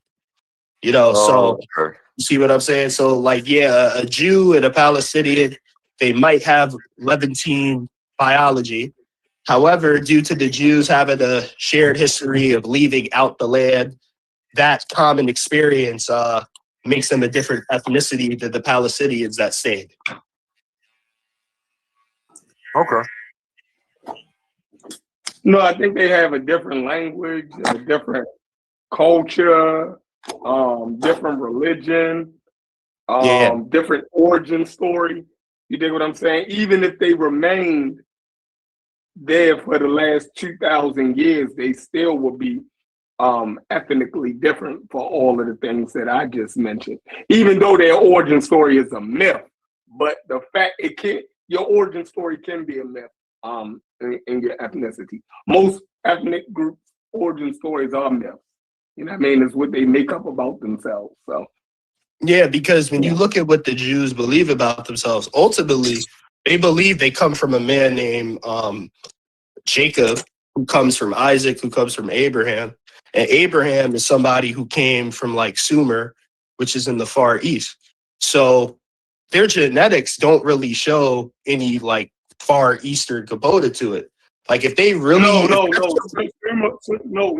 wouldn't be Far East. That would be Mesopotamia. No, I thought Sumer would be modern day like Iran/Iraq.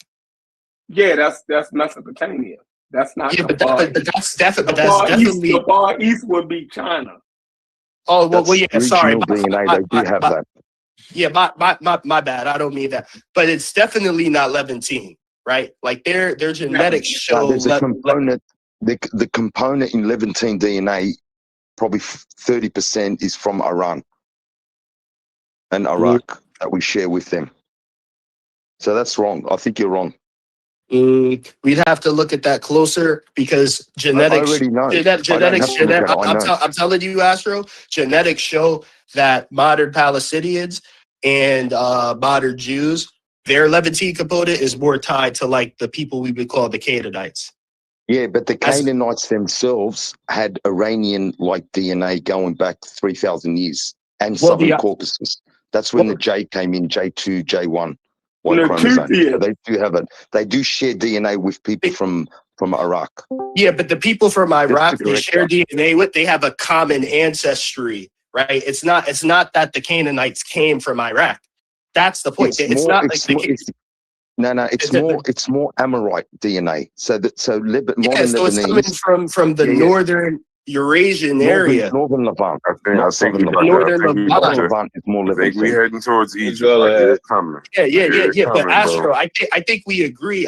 I agree. The Canaanites and the like Indo-Aryan people that end up in Iran, they have a common ancestry in the northern Levant. But what I'm saying is the Jewish story is that Abraham, who comes centuries after that, was a man who was residing in modern day Iran, Iraq, made a pilgrimage to the Levant, and then from there have Isaac, who then has Jacob, and then has the 12 children of Jacob, right? So I'm saying if that's if you true, look at genetics, along the Canaanites, with Ishmael. the Canaanites come from the Amorites. The Amorites lived between the Levant and Mesopotamia, and even the Mesopotamians, they wrote about the Amorites. So, and that's northern Levant around. It's just regional DNA, but they do have that component. yeah, but And all northern Levant modern is not Lebanese, modern Palestinians have that. but northern Levant is not Iran, Iraq. That's what I'm saying. Yeah, Like it's northern Mesopotamia. Northern Mesopotamia. but we're talking about people travel. Mesopotamia like Mesopotamia is small. Mesopotamia was large. And I'm saying the part of Mesopotamia the Amorites is from is not Iran, Iraq. It's a different I region. just said to you, are you listening? I said to you between the Levant and Mesopotamia, in the middle, where Syria, I think the two rivers, the Tigris and the Euphrates. That's I where the agree, but Amorites, the Canaanites, the Sumerians wrote about the Amorites. So the Jewish people, they'll descend from the Amorites. So the Canaanites are related to the Amorites. They're all the same. It's regional DNA. Modern Palestinians, yes, but the share DNA Canaanites with would descend. The Canaanites would descend from the Amorites that walked south down the Levant.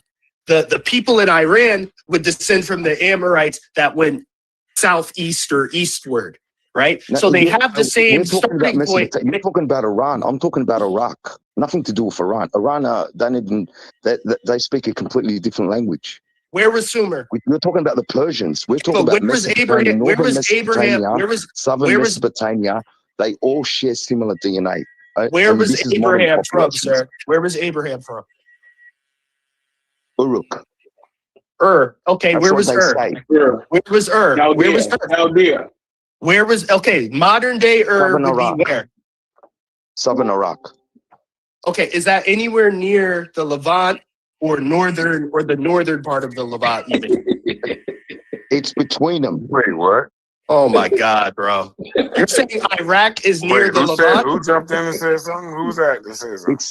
I'm saying to you, it's regional DNA. You're saying that modern populations of the Levant don't share DNA with modern Iraqi people, which is bullshit. I'm saying the modern Jewish people, they share a common ancestor with the modern with Iranian people. They have a common ancestor in the northern Levantine Eurasian area. I'm saying, let me table both of y'all. What the hell do this got to do with what we talking about? Because Sheffer made a comment about how like some people's origin story is a lie, and I'm agreeing with him. I'm saying based off of genetics, right? The Jewish origin story, it doesn't seem plausible, especially like I didn't even get to this point.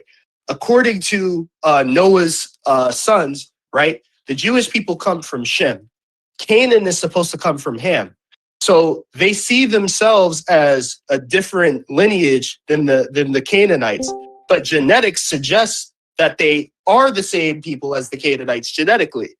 You see what I'm saying? So even from that perspective, their origin story seems a little off because even linguistically, Hebrew has a Canaanite script. So from the language to their genetics, it all points to Jewish people coming from a sect of Canaanites. But their origin story in the Torah makes it seem as if they're a different lineage of people from Ham, while they are from Shem. No, See what I'm you're saying? wrong. You're wrong, mate. Okay, point that. Explain what I how. was trying to explain to you is that all modern Levantine people, this includes Jewish people, have a portion of their DNA that's similar to people in Iraq. That's what I was trying to explain to you. Yeah, and I'm saying so when you try to separate the Levant from Iraq, it doesn't work because they're borderline populations, so they're genetically very similar. Even modern day Lebanese, because they have a common ancestry in the northern Levant. That's what I'm saying. That region. That's what I was trying to explain to you. When you say that when you say Levantine DNA, you have to include Iraq because that's partially their DNA. That's going back No. 4,000 years ago. There are genes that have developed in the Levant exclusive from the ones that developed in Iraq, Iran. No, you're wrong. You're wrong, my friend. Okay. See, Can you help out, Gullah? I'm sorry. Hey, then the same damn people because the Acadians 3,000 years ago, there was a migration from southern Caucasus and the Mesopotamia Acadians into the migrated from Levant. the Levantine to that region. Like so the Semitic speakers that's in Iraq, they come from the Levantine area, originally. Yeah, but Gullah, don't you? During the Middle Bronze Age, there was a migration from northern Mesopotamia into the Levant. That Caucasian hunter-gatherer mixture. That's what I was trying to explain to him. Into the ancient Canaanites. Oh yeah. Listen, man. Listen. That's what the early Middle Eastern. I think we're talking around each other on the genetics part. Can we agree to this? According to the Torah, right? The Israelites, they come from Shem, and the Canaanites come from Ham. Correct? I don't believe in that. So I'm not asking you what you believe, bro. I'm not asking you what you believe. See, I think you just want to fight, bro. I think you just want to fight. What do you want me to say to you? I'm asking you, what does the Torah say? I'm not Jewish. Now you're not Jewish. You know all this shit about Jewish history up until this, but now you're not Jewish. What does the Bible say? What does the Torah say? What does it say? You tell me. You said they came from. I'm telling you, Noah had 3 sons: Ham, Shem, and Japheth. Ham and Shem. Ham's one of Ham's sons is Canaan. Yeah. Right. That's the one Noah put the curse on. Curse be Canaan. Okay. The other son, Shem. Shem is the ancestral father of Abraham. Abraham has Isaac. Isaac has Jacob. Jacob is Israel. So do you believe that? No, that's my point. I don't believe it. Okay, so you don't believe in that. But I'm telling you, that is their story. And Chef That's said, their story. We're talking about genetics. We're talking about genetics. Brother. Chef made a point that some ethnicities of people have origin stories that aren't true. And I'm saying, Chef, I agree. An example of that is the origin story the Jewish people have for themselves according to the Torah. And for some reason, you want to fight just for no reason. No, I'm fighting. No. What I was trying to explain to you is that modern Jewish people, Mizrahi, Sephardic Jews, even Ashkenazis, they do have a component from Mesopotamia. That's what I'm trying to explain to you, but you're not listening. You're saying to me they have I feel like we're talking past each other. DNA. That's not true. All right, I'm good, bro. You got it. Hang on. I'll post it in the chat. Okay, post it in the chat. Corey, can you come off mute or no? Are you busy? Anybody else got anything on it, or we can switch the subject or end the show? Can I have one Free Palestine. No, I think that they ran over the keep point. talking about genetics. I'm mad that they ran over the point that he pulled up some hadith saying that the prophet married a 7-year-old and moved her into his house when she was 9 years old with her dog. Was that correct or was that wrong? No, it's correct. We already came to the understanding. Astro, he doesn't want to address that. No, but that's what Cuban wants, though. Cuban wants that, and he wants the Zionists to go live in the ocean. My issue was authentic hadith. You're not hearing what I'm saying. And Cuban explained it. He doesn't think a Sahih Muslim source is an authentic hadith, guys. Who doesn't think that? That's Astro's position. He doesn't think a Sahih Muslim source is authentic. That's his position. But I thought that's what the word Sahih meant. That's exactly what it means. But that's Astro. That's the Sunni Muslim for you guys. Muslim scholars, the final word is from the Quran, not hadith. Hadith can be wrong.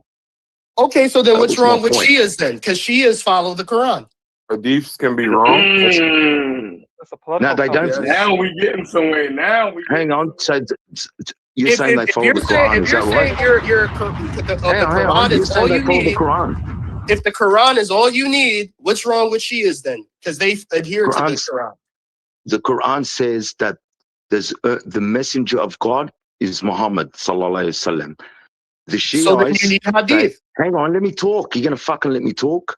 And Okay, the go ahead. Shiites, they say Imam Ali is the messenger of God. So practically, they don't follow the Quran. So yeah, Do they say he's the messenger or a messenger? ask Cuban. Ask Cuban. Because They I say know he's the for a messenger fact of God. They Shias. say alayhi was salam to the Prophet's cousin, which he's not the messenger of God. The Prophet Muhammad is the last messenger in the Quran. Brother, there's if you multiple say that, you're not a messengers. Muslim There's multiple messengers in the Quran. Isa was a messenger. Musa was a messenger. Okay, Yes. there's multiple messengers. There Where's isn't Ali's one name in the messenger. Quran? Where's Imam one, Ali's name? brother. Imam Ali's He is name is not in the Quran. That's true. Jesus, bro. Oh, When Shias call him, when they call him the messenger of God, they're not claiming he's the only messenger. They're not rejecting Muhammad. My friend, in Arabic they say Ali alayhi was salam. That means when you say Prophet alayhi was salam, they're claiming he's the messenger of God. He's one of the messengers after Muhammad. He's That one goes of the against messengers. Islam. They claim he's one of them, not that he's But the that's only the- one. That's true. Quran But that's says the Muhammad thing, is the is final no messenger. Are you understanding? Islamically, there's no messenger after Muhammad ibn Abdullah. So even when you look at messenger, Does the Quran call Muhammad the final messenger or the seal of the prophets? I'm about to explain that to you if you just let me talk. Go ahead. So you have the word prophet, Nabi. Messenger is Rasul. There's a difference. Prophet prophesizes. A messenger prophesizes and receives revelation. So it means that you, in order to be a messenger, you have to be a prophet. You could be both. But certain people were just prophets.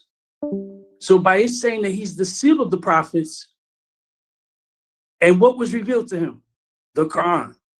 Boom, that's it. There's nobody after him. But why did he get the right to marry a 6 or 7-year-old? And calling him the seal, it doesn't necessarily mean he's last. It means he's the glue that brings them all together. He's the one that puts Okay, all so the then let me ask together. you this. If there was a messenger after Muhammad ibn Abdullah, who was it? I'm And not, what brother, I'm an atheist. I don't believe in none of this. But I'm Okay. telling you, for within the Quran, I'm saying when it calls Muhammad the seal of the prophet, the intention is to say he's the one that brings all of the prophets of God's message together. So all Muslims are wrong and you're right in the definition? No, I'm telling you, Quranically, right? Quranically, All Muslims that wrong. is what the You're seal right. of the prophets mean. So are all Muslims wrong in understanding the definition, but you're right, including the I'm error. saying we can No, Muslims are not being honest, is what You're he's not saying. being honest, is what I'm saying. Yeah. Really? All right, I'm You're going not. to the Quran right now. That doesn't make sense. You want me to go to the Quran? I'll go to the Quran. You ready? No, because we can all agree on definitions. Well, let me turn this like, light on so I can read properly.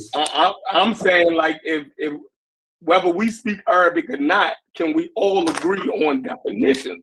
Y'all acting like because people don't speak Arabic that there's no way to find out what this shit means. Like, come The on, language is that's what I'm important saying. because the words can have multiple meanings, and it has to be in what But context. what are does you it mean using in context? Context, no, context would tell me. So you're telling me that he can't read and get the context and understand what that shit means without Okay, having so to then learn my Arabic. question is, if he has context, then what tafsir is he taking from? What scholar is he taking from?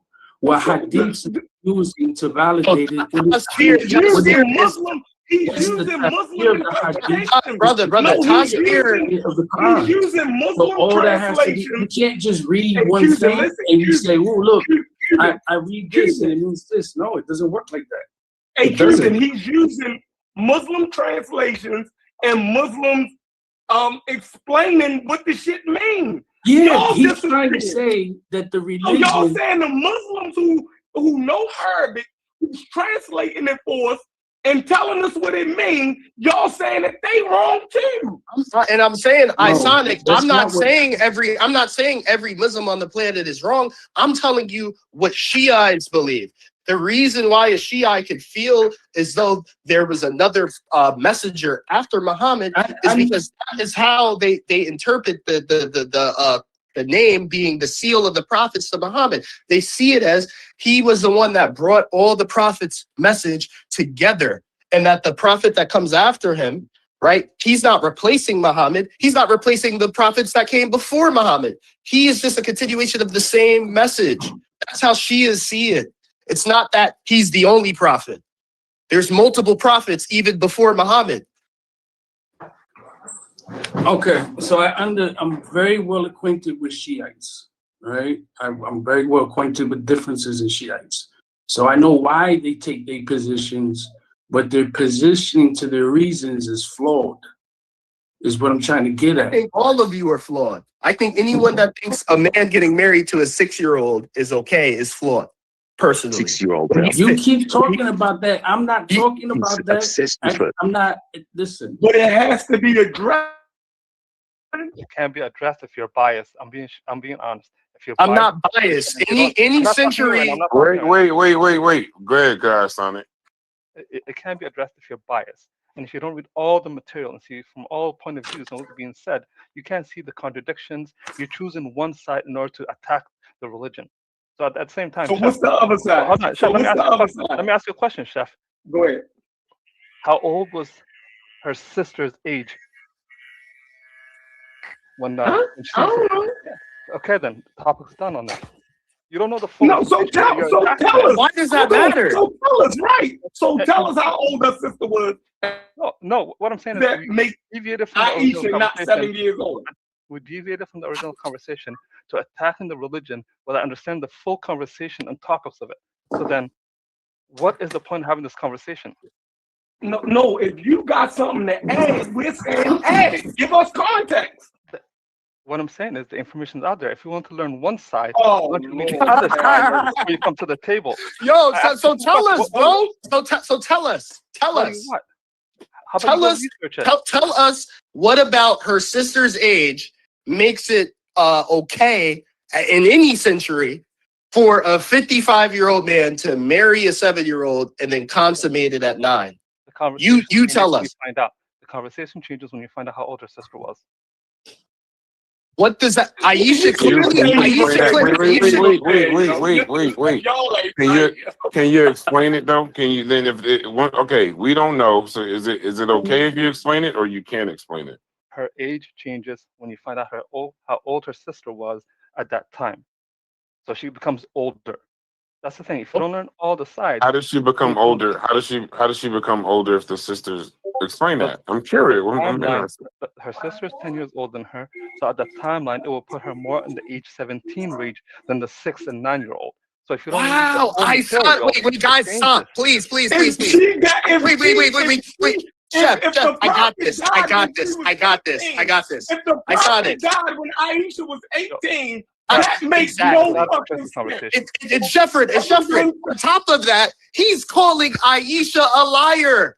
Because Aisha said in her own narration of a hadith, she said that she was 7 when he married her. And she said he was 9 when he consummated it, when she's playing. And she said that the prophet died when she was 18. So are you calling Aisha a liar? Because that's what she said. I'm saying you're not having an objective conversation. I'm having an objective. I'm saying y'all having a meltdown, right? I'm not having a meltdown. I just try to tell you to learn the whole material. Chef, you just want to attack Islam. I know that. If you want, go ahead. But you're not being objective at the end of the day.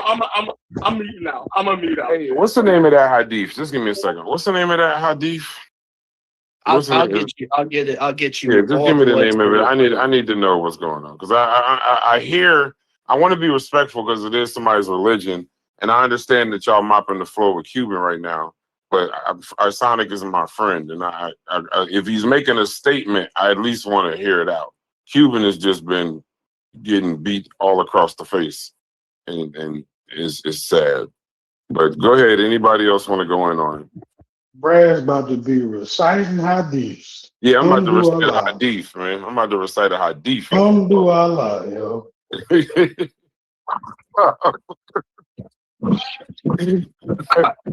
Because he's making a point, and I know as a Christian, a lot of these stories sometimes I understand what Isonic is trying to say. I'm not saying it's going to make a lot of sense or it's going to change the narrative, but without all the full context, I would like at least some more context. So While you do that, I want you to like search up how old her sister's age was. Her name is yeah, that's what I'm about to do. That's what I want to get. So brass, Brad, you gonna be on the 049 glyph and the utterances pretty soon, bro. You keep this up. Bro, ain't nobody else moderating. I gotta try to figure out how to move this thing going. I'm trying to clean up so I can get out of here for the day, man. No, I know what you're doing. I'm happy that you're available to do it because they couldn't have convinced me to do it. I'm glad you do it. You're doing a great job. You keeping the show going. You doing good. Can you see my screen? Yes, 1 second. Yeah, go ahead. Okay, so one you could use, not only some of these hadith is Aisha talking directly.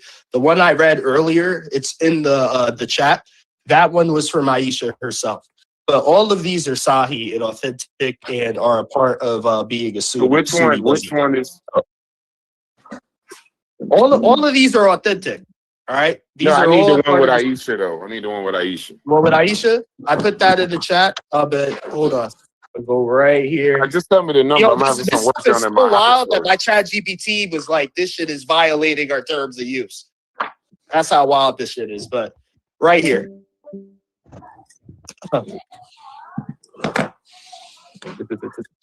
We go. It was 1422A. All right, so this is Sahih Muslim 1422A, the Book of Marriage. You can pretty much read this whole hadith because this entire thing is dealing with her marriage to the Prophet. And this is her speaking because it says, Allah's messenger married me. So this is how you know this is Aisha speaking and narrating. Allah's messenger married me when I was 6 years old, and I was admitted to his house at the age of 9. She further said, we went to Medina, which is in Saudi Arabia, like the northern part, and I had an attack of fever for a month, and my hair had come down to the earlobes. Rahman, my mother, came to me, and I was at the time on a swing along with my playmates. She called me loudly, and I went to her, and I did not know what she had wanted of me. She took hold of my hand and took me to the door, and I was saying, ha ha, as if I was gasping, until the agitation of my heart was over. She took me to a house where there had gathered the women of the Ansar. They all blessed me and wished. Get the fuck out of here. Is all I can do now. They all blessed me and wished. They all blessed me. They all blessed me and wished me good luck and said, may you have share in good. She, my mother, entrusted me to them. They washed my head and embellished me, and nothing frightened me. Allah's messenger, may peace be upon him, came there in the morning, and I was entrusted to him.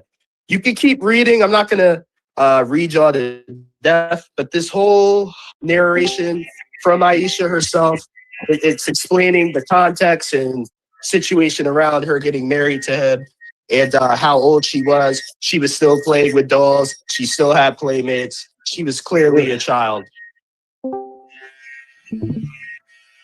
So this is why I'm saying, like, Isonic, I hear you, but you would have to be calling Aisha herself a liar. You would have to say Aisha didn't know how old she was. Yeah, I think Isonic was talking about Asma's age compared to Aisha's age. I just looked it up now. God damn them Clippers, Chef. God damn. Yeah, I know what Isonic's saying, but he's saying because of her sister's age, that kind of indicates somehow maybe Aisha was older than she narrated. Because And I'm I saying think she died in the Battle of Yarmouk. So Yarmouk is a documented battle. So for her to die at that age, and she was involved in that battle, they would know her age. So, and it's saying the alternative, she could be 13 to 19, going by Asma's age. That's what Isonic was trying to say. I know that's what he's trying to say, and I'm saying you would have to say that the Sudi sources is lying because that's a Sudi source. Hadiths can be hard to translate, so I gotta look into. I've never really here we looked go. into The it. magical Arabic. The magical Arabic. It's not saying what it's saying. It's saying that, but it's not saying No. Listen here. Bro, this is ridiculous. You brought up a word. You brought up a word that could have. You brought up a word and said, "Oh, it could have this meaning and that meaning." That's like I didn't say it could. Term. I said this translation we have on the screen. Don't change the subject. You brought up a word and you said lightly hit or hit hard. And you said in Arabic you can translate it that way. You're just giving your fucking opinion. I didn't. I said. Let me ask you all a question. Do y'all have any arguments about the numbers? Is the numbers being translated wrong? Is there different words for the numbers? 6, 7, 9, 19, to know exactly. Are they issues with the numbers? Can we translate the numbers correctly? Right. It's like you have to be calling the woman herself a liar. I think she knows if she was still playing with dolls or not. I think she knows if she. I think she knows that she still had playmates. I think Aisha had a good idea of how young she was, what she was doing still, because in Islam, right? A girl, once she becomes a woman, once she becomes of age, she is not supposed to be playing with dolls anymore in Islam. So the fact that Aisha was playing with dolls lets you know she didn't even hit puberty yet. Is that in the Quran? Is that in the Quran? It's hadith. It's hadith. So you're bullshitting again. How am I bullshitting? You're Sunni, right? In Islam, are you Sunni? You're quoting hadith to say that. Hadith is Islam. In the fucking Quran. Hadith is Islam. Wait. Yeah. Are you saying hadith is not Islam? Hadith is not Quran. Do you understand? You don't I see you're playing. Is it Islam? Is it Islam? Is hadith Islam? Hadith is not something the final word is the Quran. Is that in the Quran? If it's not in the Quran, don't open your fucking mouth. And that means you don't know what the fuck you're talking about. So guys, I want you to observe something. So 2 hours ago, right? These are the people that said Shias are not real Muslims because even though they follow the Quran, they don't follow the Sunnah. They don't follow the Hadith. Now 2 hours later, oh, the Sunnah, the Hadith, it's not Islam. It's the Quran that's Islam. You got to make your mind up. Does the Hadith count or does it not count? Which is it? Make your mind up. There's a difference between Hadith and what's in the Quran.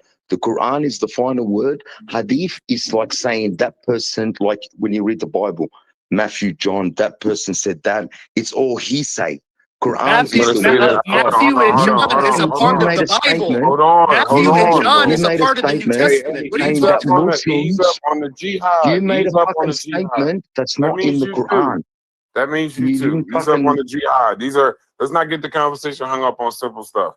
He's just making up shit as he goes along. I hear you, bro, but this is easily explained. The Hadith is not the Quran. The Quran is the central holy book of Islam, believed by Muslims to be the literal word of God revealed to the Prophet Muhammad. It is the highest authority in Islam. The Hadith is collections of sayings, actions, and approvals of the Prophet Muhammad. They were recorded by followers after his lifetime. They explain how to interpret and live according to the Quran. Right. So the Quran is a direct revelation. The Hadith is recorded traditions. So he's conflating what I'm saying. I never said that the Hadith is the Quran. I never said the Hadith was the Quran. I said the Hadith is a part of Islam. because No, it is. When it comes to Islam, right? People that practice the religion of Islam, they have the Quran, which is your holy book, and then you have, if you're a Sunni, if you're a Sunnah, Sunnas follow the Sahih Hadith, the authentic Hadiths, sayings of the Prophet. Okay, and narrations of the Prophet's life. Just This is what all Sunni Muslims do. Word is the Now, Quran. earlier in the conversation, he said Shiites are not real Muslims and they're not actually practicing Islam because Shiites do not follow the Sunni Hadith. Even though Sunnis follow the Quran, I said they don't follow the Quran. You fucking making shit up as you fucking go along, mate. I said, in the Quran, it says the final messenger is the Prophet, peace be upon him. Shiites claim that Imam Ali is the final messenger.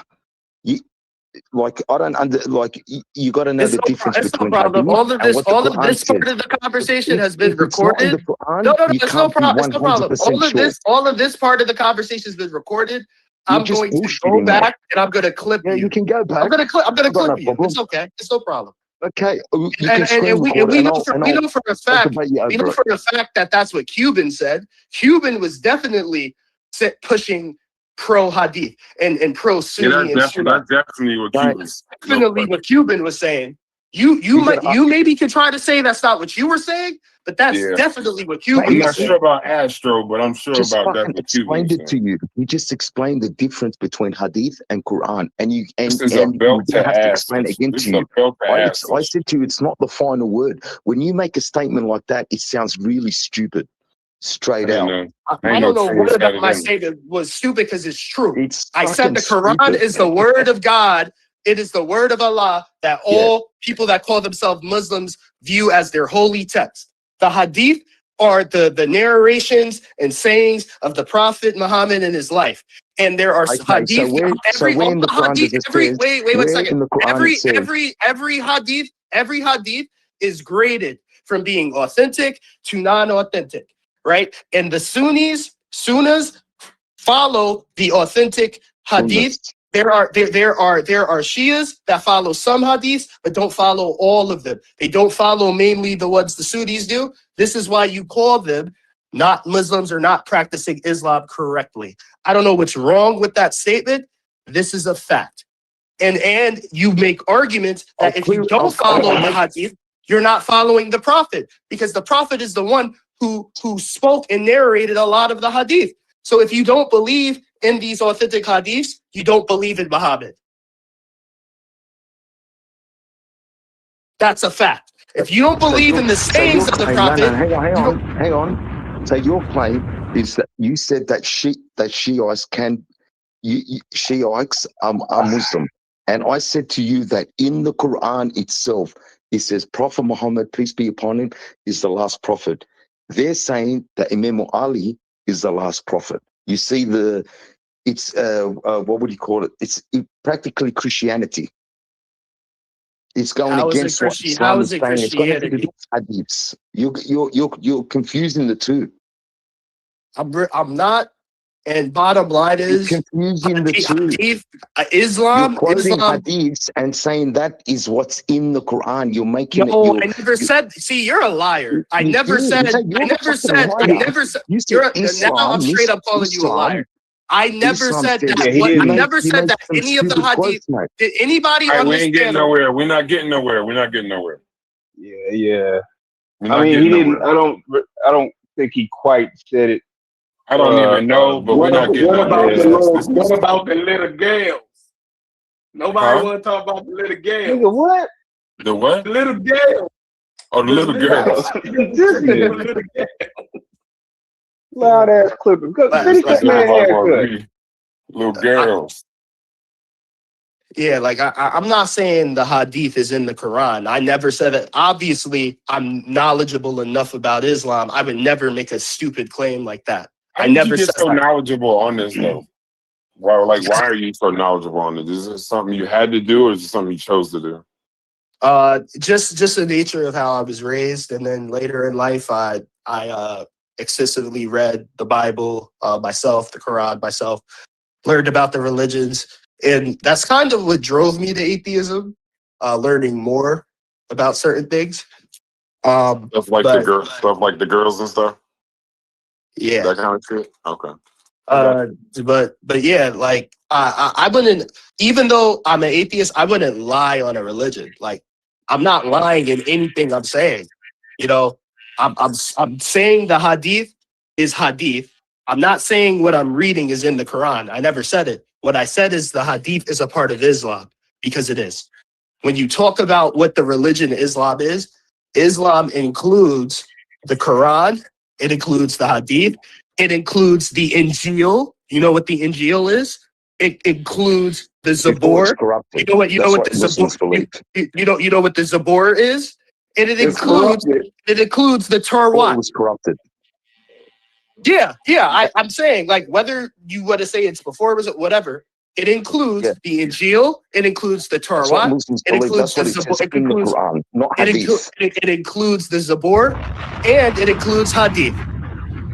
So for you to act like Hadith is not a part of Islam is crazy. Anyone could Google No, search I that didn't real say quick. that. I said I that the think this is final taking word place is during Ramadan. Quranic verses.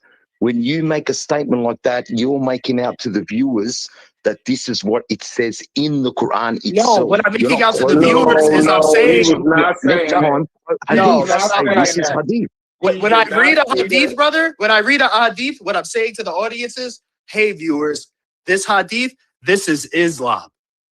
That's what Yeah, I'm this saying. I'm is saying Islam. this is Islam. Stupid, That's what I'm stupid saying. from them. You Dumb. know what I'm saying. I'm not saying this is the Quran. I'm saying this is Islam. Yeah, but Hey, just so we're, hold on, hey, but this might be confusing to the audience, and just so we're clear, we're not talking about what's in it as though whether it's wrong or right. I'm not saying that. Yeah, I'm not I'm saying, necessarily. hold on, because I think for clarity, the chat thinks we're trying to kind of bash the Quran or bash Hadith. That's not what we're doing. Cuban made a statement that none of these places are Islamic states because they don't follow full 100% Sharia law. So he doesn't consider them Islamic states. And what Truist did was bring up what following 100% Sharia law is probably like. And that's how we got to where we are. This isn't a Quran Hadith discussion. Go ahead. Yeah, Astro, like let's just be clear moving forward. I'm not saying these narrations are found in the Quran. That's ridiculous. The Quran. Yeah, continue. Yeah. The Quran is, I got a call, my bad. The Quran is Allah's word, right? It's Allah's speech. That You might take Jibril, over for 10 minutes. I'll be right back. Yeah, so just say hadith next time so the audience can understand what you're saying. it's correct. Allah's word given to Jibril or whatever spirit you think spoke to Muhammad, and then Muhammad recited it, right? And then people wrote it down later. But I'm saying the hadith is narrations and tellings from the companions of Muhammad of what he said, his life, et cetera, and why it's important to Islam is because even the Quran says, Allah says, how could you say you believe in me if you don't believe in my prophet? So this is why if you have a hadith that is an authentic saying from Muhammad, and they could confirm that Muhammad said this, Muhammad did this, right? If you can confirm that, then for you to not follow that, you would almost not be believing in Allah, because Allah even says in the Quran, if you don't believe in my prophet, then you don't believe in me. That's all I'm saying. You're trying to twist the words now. You're trying to twist. So the hadith is not Quran. Let's just get that clear and we'll stop from there. I said Have that you a got any million other times. issues you want to bring up or? I said that a million times. I said hadith. Okay, Quran, that's good. Next time say this is what hadith says. It says that when a girl before she after she reaches puberty, she's not allowed to play with dolls. Yeah, but brother, I don't know if you looked at my screen. I don't know if you looked at my screen, but when I shared my screen, it said in nice big letters for everyone, hadith at the top. So I don't know if you missed that, but at the top of my screen. No, he made a good point though. So Astro, was Aisha still playing with dolls when she was married to the prophet. In hadith, if that's what he quoted, that's what he quoted. But it's not in the Quran. But Isonic brought up a good point because his point is Aisha's not in the historical. Quran Hang at on. all. Aisha's not Can in you the let me Quran talk? at all. Can you let You me don't talk? name Muhammad's wives in the Quran. You Can only you let know me the talk? names. Isonic brought up a good point. He brought up an historical point. So historically, and it's documented, her sister's age. And if you go by her sister's age, Aisha would have been 13 to 19 years old.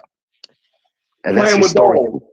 Playing No, with not dolls. playing with dolls. That's hadith. To be honest, I've never heard of that But hadith. brother, the only And I reason haven't you read the wait, whole, wait. So every how would single you hadith. know? How would you know the sisters or Aisha without the hadith? Exactly. You only know who Aisha. Yeah, You that don't only even make sense.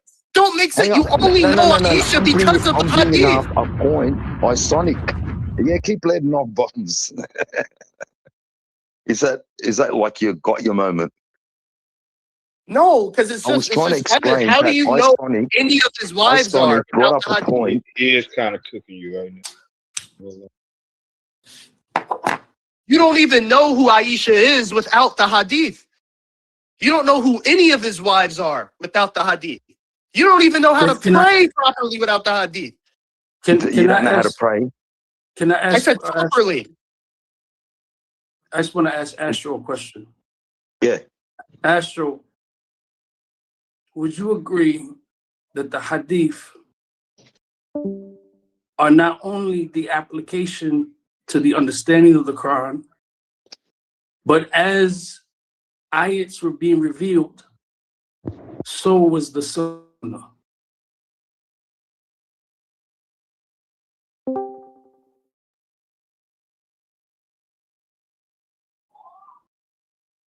Can you repeat that, champ? Sorry about that. Okay. Would you agree that the Sunnah is the application to the Quran, and that as the Quran was being revealed, like ayats, so was the Sunnah being revealed? So in the Quran, it does say you got to follow the Sunnat al-Rasul. You got to follow the Sunnah of the Prophet. But my point is that not every hadith can be authentic. No, there's grades. With dates and stuff like that. So the point I was trying to bring up to this guy. Yeah, but everything I read was Sahih, brother. You got to be Everything I read quiet. was You got to be Sahih. quiet. Isonic made a point. Historically, her sister's age is documented. Okay, so that's something that you've left out. And historically, her sister, if you're going to go by her age, Aisha would have been 13 to 19 years old. But you left that out. That's ridiculous. So when it comes to mainstream Islam, wait, hold on, brother. When it comes to mainstream Islam, even the mainstream, like you want me to go to Tasfir? The Tasfir, like Ibn Kathir don't say what you're saying. Ibn Kathir says he married her at 6 and she consummated it at 9. Are you saying Ibn Kathir's a liar? I haven't read that, to be honest. So you haven't read the Tasfir on No. Aisha's age? Do you want me to get it for you? You want me to get you what Ibn Kathir said? I'm also going to document. I'm also going to. I will give you what your sheikhs and what your Tasfir and Islamic scholars say. I'll go get that for you, and you can call them liars instead of me. No. Yeah, that's their point of view. It's not my point of view. It's Ibn Kathir's point of view. Their point of view. Their point of view. So what I'm but you going like to to use them when it's convenient to you. You like to use them when it's convenient to you. The historical person of Asma and look at her age and who documented her age. Because that's a good point Isonic brought up that you just completely ignored. In order to record their age, right, you would have like just biographies on the companions, right, full novels. But we're going to be looking at hadiths, because the hadith, like, in other words, what I'm saying, Islamically, this is what it states. that age, and it was consummated at 9, and that it was permissible for him to do this. That's what the religion teaches. There are Muslims today that are saying that she wasn't that age, she was older. Now, in that, there is a disagreement with Muslims. They're saying no, that's a lie. That she wasn't older. She was this age. So even amongst Muslims, this is an argument. So this isn't just like a thing of Muslims and non-Muslims that are having the conversation. It's conversation around the table with everybody to this day. But if you look at the Sunnah, that's what it says. The hadith about the dolls, that's a legitimate hadith. Yeah, that's a hadith. It's not in the Quran, but it's different. It is what it is. Yeah. But I mean, so, like I said before to this guy, that it's what's in the Quran, hadith are two different things. And about Asma, what Sonic brought up, that's the Battle of Yarmouk is a documented historical fact. So that itself can prove her age if you go and buy like Western thought. Do you follow what this? So then, according to what Cuban just said beautifully, you would be having to use history to try to debunk your own religion. I wouldn't be debunking my religion because it's not in the Quran. Because your religion, no, Islam. Hang on. How am I debunking my own religion if it's not in the Quran? Your religion teaches. Hadith is different to the Quran. I tried to explain it to you before. Islam. Why are you wait? Are you trying to separate Hadith from Islam?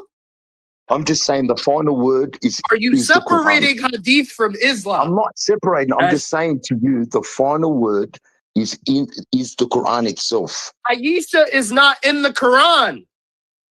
It doesn't matter. Asma's not in the Quran. Sonic brought up a point that it's recorded. She was in the Battle of Yarmouk and her age was recorded. And that would be contradictory to Aisha's narrative. That would be contradictory to Al-Bukhari's. So I'm saying you can make this real easy. So then you go on the Quran and you look up the permissibility of marriage. Who can be married? At what age she can be married? So, for example, this is a hypothetical. Let's just say the Quran outwardly says 15 years of age, right? And now didn't Muhammad have special permission that other people didn't have? Yeah. If Muhammad wanted a man's wife, he had the ability to take another man's wife. Yes, he had certain privileges. Certain things according to the Sunnah, like for example, sadaqah, charity. The Prophet, according to hadiths, could not accept charity. And there's a story in which they were eating, and I think a child gave him a date to eat, and he couldn't accept it because it was sadaqah. Right, the boy was giving it to him.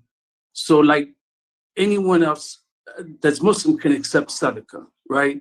But yeah, there's certain things that would be permissible for him. But the point I was getting at was this, is that you can't have Quran without hadith and hadith without Quran. Now, if a hadith is contradictory to the Quran, then the Quran supersedes it. And it has to be looked at as far as the hadith of the grade. Is it da'if? Is it weak? Is it fabricated? Is it authentic? Who were the chain of narrators? So all of those things are technical, right? But as far as it being a Sahih hadith, that was the age. So now the question is, what would the Quran say about marriage? And if she's old enough to menstruate, because it says that he married her at an age, but he consummated at another age. Like they married, but he made the consummation, right? So the consummation indicates that she could ovulate. Let me ask you a question, Cuban. Are you familiar with Iddah, like the waiting period? Yes. Before you can sleep with a woman who is married? Yeah, there has to be an observance of her if she divorced. Of 3 months, right? It has to be 3 months. But pretty much when a woman has an iddah, right, that only applies if she had her marriage consummated. Like if a woman divorced a man and they never had sex, there is no iddah. There is no waiting period. You don't have to wait. Yeah. Right? You familiar with that, right? Yes. Okay, so are you familiar with Quran chapter 65, verse 4, where it talks about how there's 3 different terms for 3 different women? So it says, as for your women past the age of menstruation, in case you do not know, their waiting period is 3 months. So you have a woman who's past the age of menstruation, right? Then it says, and those who have not menstruated yet, and those who are pregnant.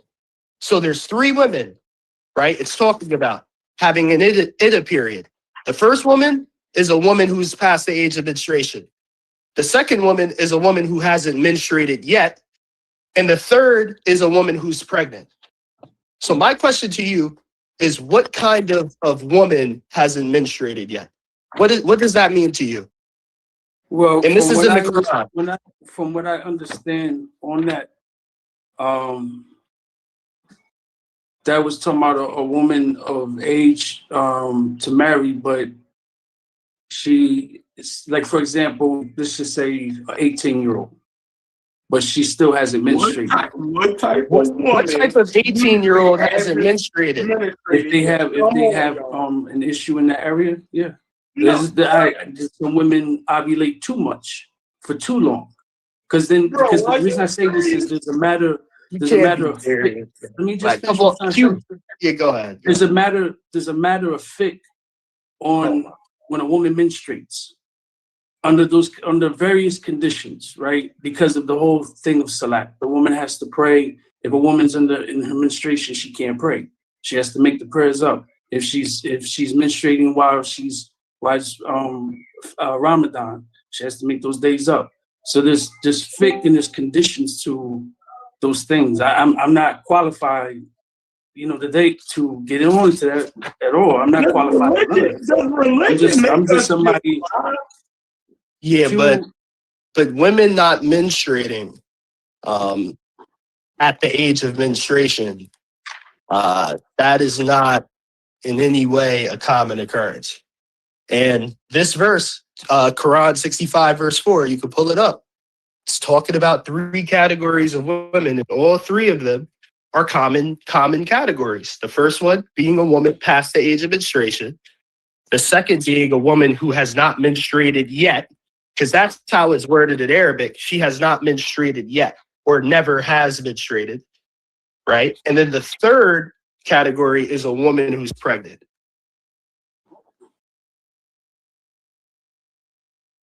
There's an iddah period for those 3. So if there's an iddah period for a woman who has never menstruated, right, that means somebody touched that girl who hasn't menstruated yet. And that's in the Quran.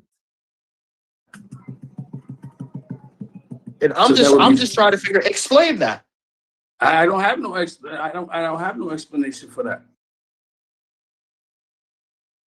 Then say the truth. Then say the truth. Then all I'm saying is the argument that Ashley was bringing was that in that case of the Quran superseding hadith is when the hadith is found to, like, for example, give you an example. If you had a hadith if you had a hadith that talked about Samson and Delilah, right? What's that great hadith? Like the Quran may have not mentioned a Samson and Delilah, or something that could be a little obscure or off. That's when the Quran would be above it. But I'm in agreement with you that is what the religion teaches. That she was that age that they married. She was that age. Yeah, and I brought that verse up. Hold on, Truist. But the whole point of this, because I don't want to get into a bashing Quran session.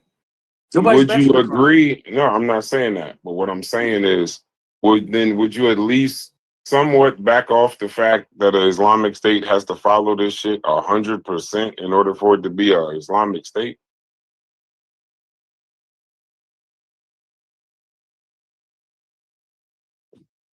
All I'm Yeah. saying is Islam. No, Like, you can't even answer the question. no. I can't Okay. answer this. Let me lay this out right now.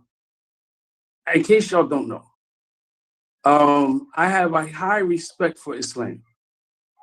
I no longer practice the religion. Do I have a love for the religion? Absolutely. Am I an apologist for it? Absolutely. Because there's things that I think sometimes it's mistaken. In this situation, however, I'm not a fan of it. Okay, that's just me. But when I speak on things, I'm just directed from what the religion teaches. What I think doesn't matter. If this is the subject, this is the subject. But the religion teaches she was a young age and was consummated at 9 years old. Now, You know, you why? still ain't answer. You didn't answer my question. You just started telling me I'm about not, your I just love and told what you you I'm practice and all of I'm that. not feeling that aspect, but to be You're not real, feeling what aspect? I'm not feeling young girls being married and all. So then you would agree Yeah, that an Islamic State cannot follow it 100%. But what I'm saying is that if they're gonna follow the Islamic State, it has to be what the religion says. Now, the religion doesn't say that a man can go out and marry a little girl, right? Doesn't say that. He married a little girl, but they have to believe that their prophet married a little girl at that age. Yeah, because that's a part of he did it, but Cuban, what you have to be honest about is because he did it, and it wasn't said like him doing that was something only Muhammad could do. Like, because there are things, right, in Hadith that make it clear Muhammad has certain privileges, right? But that was not something that was a certain privilege to him. So anything that isn't a privilege to Muhammad as a Muslim following in his footsteps, it is permissible for you to follow. You have to be honest about that. Unless it's explicitly stated, this was some sort of right granted to Muhammad as a prophet of Allah. You as a Muslim are supposed to see his walk as something permissible for you.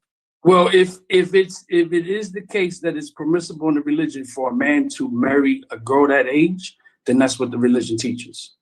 I mean, that's what it does. That's what we just. So if that is for an Islamic State to be an Islamic State in your eyes, that's what they'd have to practice. That's following No. Since you won't answer the question, I'll answer it for you. No. You don't have to practice. Listen, a man can have up to 4 wives, but if he knew best, he would have one. That's not what the Quran says. It's permissible for a man to have 4 wives. I'm talking about a 6-year-old girl. I'm giving you an example. I don't want the whatabouts, bro. You don't walk me all over the Quran. Just answer the question. I'm answering the question. But just because something's permissible doesn't mean the Muslim has to do it. I agree. We understand that. Stop telling us what we understand. What I'm saying is your original point was this. They're not Islamic states because they don't follow Sharia law 100%. So whether it's permissible, no matter what you could do with wives and all this, that, and the other, you would be okay by stating that. In order for it to be an Islamic state, it would have to be permissible to do that with a 6-year-old. No, what I'm saying is that if it's an Islamic state, then let it be an Islamic state. I didn't say I was okay with anything because you also all right. Can we talk about something else? Yeah, apparently I get what you're doing, but you're not being forthcoming, and now we're in a loop. We're not being forthcoming. Listen, I'm not with it. But I'm not saying what you with and all of that, but you ain't. Now you running from your previous statement. I'm not running from my creed. You don't like what I'm saying. No, it ain't. Okay, I don't like that you're not answering. No. If that's the case, then let it be Judaism, and now you can go out and cut off the force. Yeah, I know. Do the what about? Yeah, do the what about your king? I know. Start talking about other religions. No, but what I'm saying is, no matter which one you pick, there's going to be absurd practices. That's fine, but you won't even admit that the one that but you won't even admit the one that we're talking about in regards to yours, and the one that you think should run the government Because is absurd out of also. the three, you can actually see something where there are places where it exists. 100% of show any that in religion. according to you, 100%. According to you, they're not Wait, you're Islamic. not. Yeah. See, right. with Cuban, you're double talking now. Because Yeah, according yeah, to you bugging according out. to you, It's, no, those what it places, is wait, I'm with not Cuban, fitting your those narrative. places you Like, said they're not Hey, Islamic, hey, can bro. we move to something else, bro? Yeah, Yeah. move to something else. You ain't even like. You just said if you run any of the other three, it's absurd. But I'm trying to get you to understand that the one that you said they should run is absurd, and you can't even admit that. I'm not saying. I'm just saying. To me, it's the best out of the three. Yeah, Damn. for the 6-year-old. Huh? For the 6-year-old, it's the best out of the three. I'm an atheist, but I'll debate Christianity is better for people. I don't that think any country should not be. I don't believe in. I know that there are some, but I'm damn near close to Chef when it comes to this. In 2026, I don't know if we should even be going that route of some form of 100% religious state or country. It's problematic. But it I never becomes said for very it to be problematic when you 100%. start trying to enforce some of these things in these books that are old as time. It becomes problematic. It becomes very problematic. I'm not with nuking nothing, but some of that shit you do not want people growing up underneath an 100% any religious book. Yeah, that's why the separation of church and state was so important. Like they understood that centuries ago, and somehow in 2026, right, we acknowledge it being wrong for a certain religion to have a religious state. Meanwhile, we're still advocating for another religion to have a religious state, where they already have like multiple religious states, and the one you're crying about doesn't even have a single religious state at all. Brass, I'm gonna say this. Yeah, go ahead, I agree Asana. with you. I agree with the comment you just made. But at the same time, Iran, they consider themselves a Muslim state, right? Yes, Islamic State. Yeah, and I don't know if it's the same thing. That's the only reason I'm correcting you. no, you're right. It's the same thing though, but you're right. They do have a Jewish community that practices their own law, so they don't enforce Islamic law on the Jewish community. Do you see what I mean? No, I get what you're saying, but based off, I don't know if you was here before what Cuban said. What Cuban was saying was not what you're describing. What Cuban was saying was they all live together under Muslim law. But So basically, it would be Islamic Jews law says living that. under Muslim. But Islamic law says to let them practice and have their own court system. Yeah, if they pay the jizya. But Yeah, what I'm and- saying, and- what I'm saying, I started. No, I get. Hold on, last Sonic finish because y'all been talking back and forth. Let's get some new voices. Logic, I think who is that? Whoever that is, need to meet up. Before when I came in, I wasn't too sure yet. No, that's not Logic. Who is that? All right, go ahead, Sonic. Finish your thought. I was just trying to show you that I agree with you, but there's also nuances to certain things. Mm-hmm. And when I do hear the whole jizya thing, there's nuances to that too. The Muslims pay one tax, the jizya is another tax. However, the jizya is a smaller tax than the Muslims who are also going to war, who their responsibility is to protect the community that lives in their land. Right. When back in the day, the Jews lived in Andalusia and they got kicked out of that Spain area, the Jews asked the Muslims, "Can we go with you?" That's how they got back into Morocco with them. Mm-hmm. They actually worked with them, and they lived in Morocco. Most of them still they have had a nowhere community to in go, Morocco. bro. So at the end of the day, they could have stayed there and got slaughtered by the Christians. Like this is like there's nuances to it. He's an atheist with Christian talking points. No, I'm an atheist. I'm an atheist. So with wait. I know it was a bar and it might have struck, but you gotta let him. You gotta let him finish it. That was impressive, Sonic. That was impressive. Go ahead. I agree with you. It's 2026. We should be able to live amongst each other and not force ideas on each other. We're past that. That's where I'm at. Yeah. So I'm an atheist that knows the religion enough to bring up objective points about it. And if you want to call that Christian talking points, you could call it that. But I'm bringing up facts that you guys are struggling to refute. And I don't think a people running from genocide and being oppressed and looking for safety from anybody they could get it from, whether it was getting safety from Muslims, Christians, or whoever else. I mean, I don't think we should look at them as less than or anything of that nature because they were trying to survive. I mean, your prophet. Wait, hold on. Let me finish, please. Let me finish, please. I allowed you to finish. I thought World War II, Your prophet Muhammad, he had to run his ass out of where he was from. He had to run to Ethiopia. He had to flee Medina. He had to flee Arabia because he was getting persecuted, right? And the Ethiopian Christians brought him in and sheltered him and protected him. And then, can you let me finish, please? I'm gonna finish that, so you can go next. Right? And look, I don't look at him in any way for doing that. He was trying to survive. Him and his people were trying to survive. And whether it was Christians that brought him in, Jews that brought him in, or whoever else, he was trying to survive. So I really don't like those kind of talking points because we're kind of removing the humanity of people trying to live and survive. And lastly, brother, I hear you guys keep talking about how Jews and Christians were living in peaceful and harmony under these Islamic states. And I don't deny that, right, to a degree, right? But I'm saying, why when someone suggests the inverse happens, it's a problem.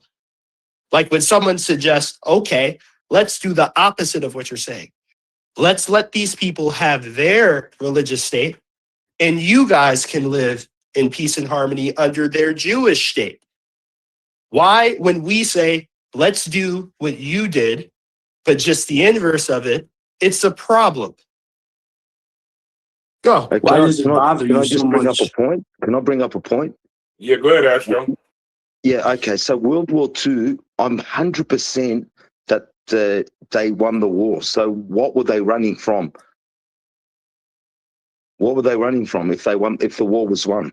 I'm just trying to correct that. The question, or you want to talk? So these people migrated to Palestine, and the people living there were forcefully driven out of their homes, close to 700,000. And he's saying that they're running from persecution when World War II was won.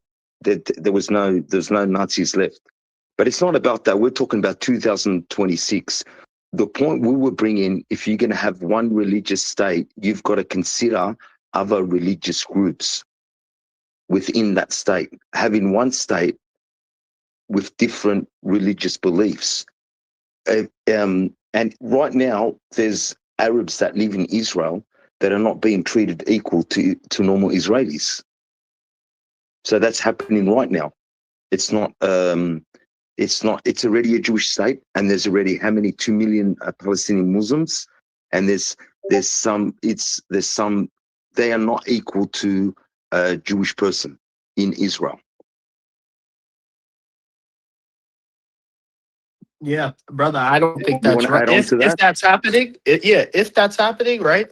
I'm not saying I don't believe you. It is happening. You're probably correct. But I am correct. I don't think. Wait, okay. I'm giving you that. What were they running from? This is a question I want to ask you. Brother, I'm answering your question. I don't agree with that. I think that if that's happening, there should be intervention to make them stop. But I don't think the solution to that is saying now we need to strip your religious state away. No. I think. Wait, hold on.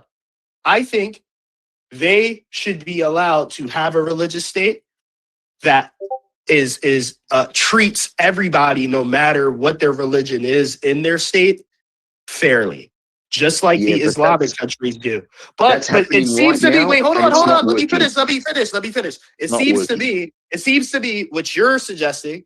What I hear a lot of people suggest is that the Jewish people are incapable of having a Jewish state and allow people to practice religious freedom in their state. That's what it sounds like to me. Like it's Okay, well, impossible to do. how No, about you look it at the sounds records like right now? what's being Look said at is the Zionists no, are he's incapable, not not the kidding. Jews. What did you say, The nigga? Zionists.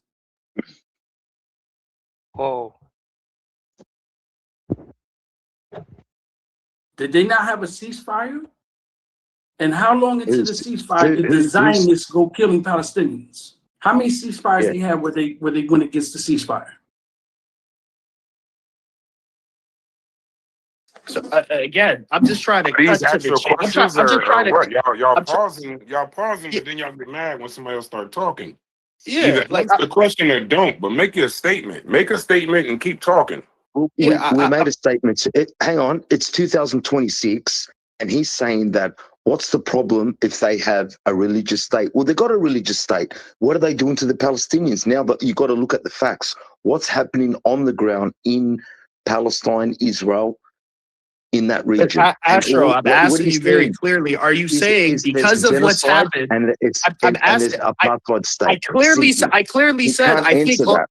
I said it's He's in La La Astro. Land. I'm trying to have an objective conversation. I acknowledged all of that. I said it's wrong. I said there should be intervention to force them to allow people to practice religious freedom in their religious state. But now I'm asking you just to cut through all the fat so we can be very clear with each other. Are you saying because of what's already happened and what's happening that you don't see a possibility for there to be a Jewish-ran state that allows other groups to practice their religion freely in it? Are you saying it's impossible for you to imagine? Evidence, hang on. If you want to go by evidence, you tell me what's happening right now on the ground in Palestine. You tell me right now what's happening, and that's your evidence. I don't even need to. But you're not going to answer my question. Can you just answer my question? I'm trying to cut through all the fat. You go look at the news. You see how many settlements are being built. How much, what rights Palestinians have in Palestine, 2026, being treated like second-class citizens. And I'm asking you, you don't think there's a possibility? You're still talking, what's the problem with them having a... Mate, it's 2026. The evidence right now in Israel, Palestinians are not equal to Jewish people. I'm going to answer you clearly. The reason it keeps happening is because what I'm saying isn't happening. You don't have anybody intervening to force them to. The people like the U.S. and wait, hold on. The people like the U.S. and the people like England that should be telling them, hey, Israel, y'all got to cut that shit out. We're going to stop giving you money. We're going to stop giving you got to cut that shit out. Treat those Palestinians right. Let them practice Islam freely in your country. Okay, right? so now we go back to your hold on, brother. Because that's not happening. That is why what you see is happening today and in the past keeps going on. Because instead of the U.S. Forcing them to make these people treat the people within their religious state correctly isn't happening, that's why they continue doing it. I'm asking you, you don't see a world where if the U.S. was forced to make Israel treat the people right, you don't see a world where there could be a Jewish... Now, can I ask you, what did you change your statement now? I didn't change my... It's the same question. I'm asking you, do you not see a possibility? No. You said, do I have a problem? I don't have a problem with Jewish people. They're my cousins. Why would I have a problem with my cousins? I would never have a problem. We're talking about evidence, 2026, right now on the ground in Israel. Are Palestinians being treated like equal citizens? And you just said no. So there's your evidence. What do you want me to explain? You open the papers, you you do your own research. Yes, that is happening, but I'm asking you for the fifth time. I don't have a problem. This is the last time I'm going to ask you this question. This is the last time I'm asking this question. Do you think it's impossible? Do you think it is impossible for there to be a Jewish state where others are able to practice religious freedom in it? Do you think that's It's impossible? impossible when Yes. Zionists run the country. Is that Okay, the I'm answer? done. All right, no problem. That's Let me fair. answer that question. Jewish people. Sonic, let me answer that question. It is impossible. Currently now in Israel, when Christians visit Israel and are at the Wailing Walls, Jews are seen spitting on the Christians, especially the American Christians Thank you. who Thank you. finance Israel. The American Thank you. Christian who finance Israel, when they go to Israel, they are currently being spat. That's a word, spatted?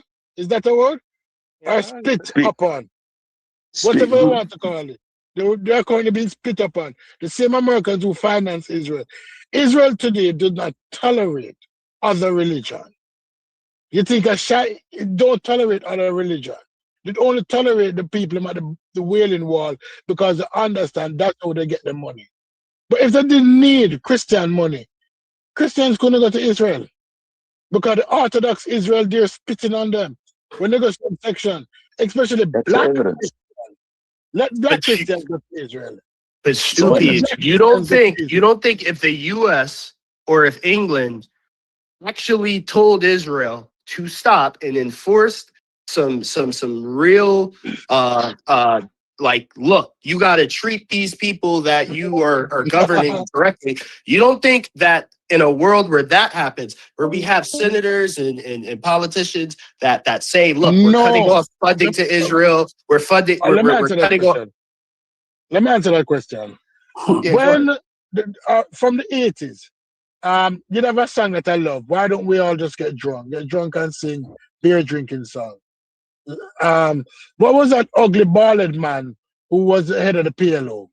What was his name? From You the talking 80s, about 70s. you talking about Alan Rothenberg? No, it's not. No. The PLO. Arafat. Was it Arafat? Yes, I Arafat think it was was Arafat. PLO in Palestine.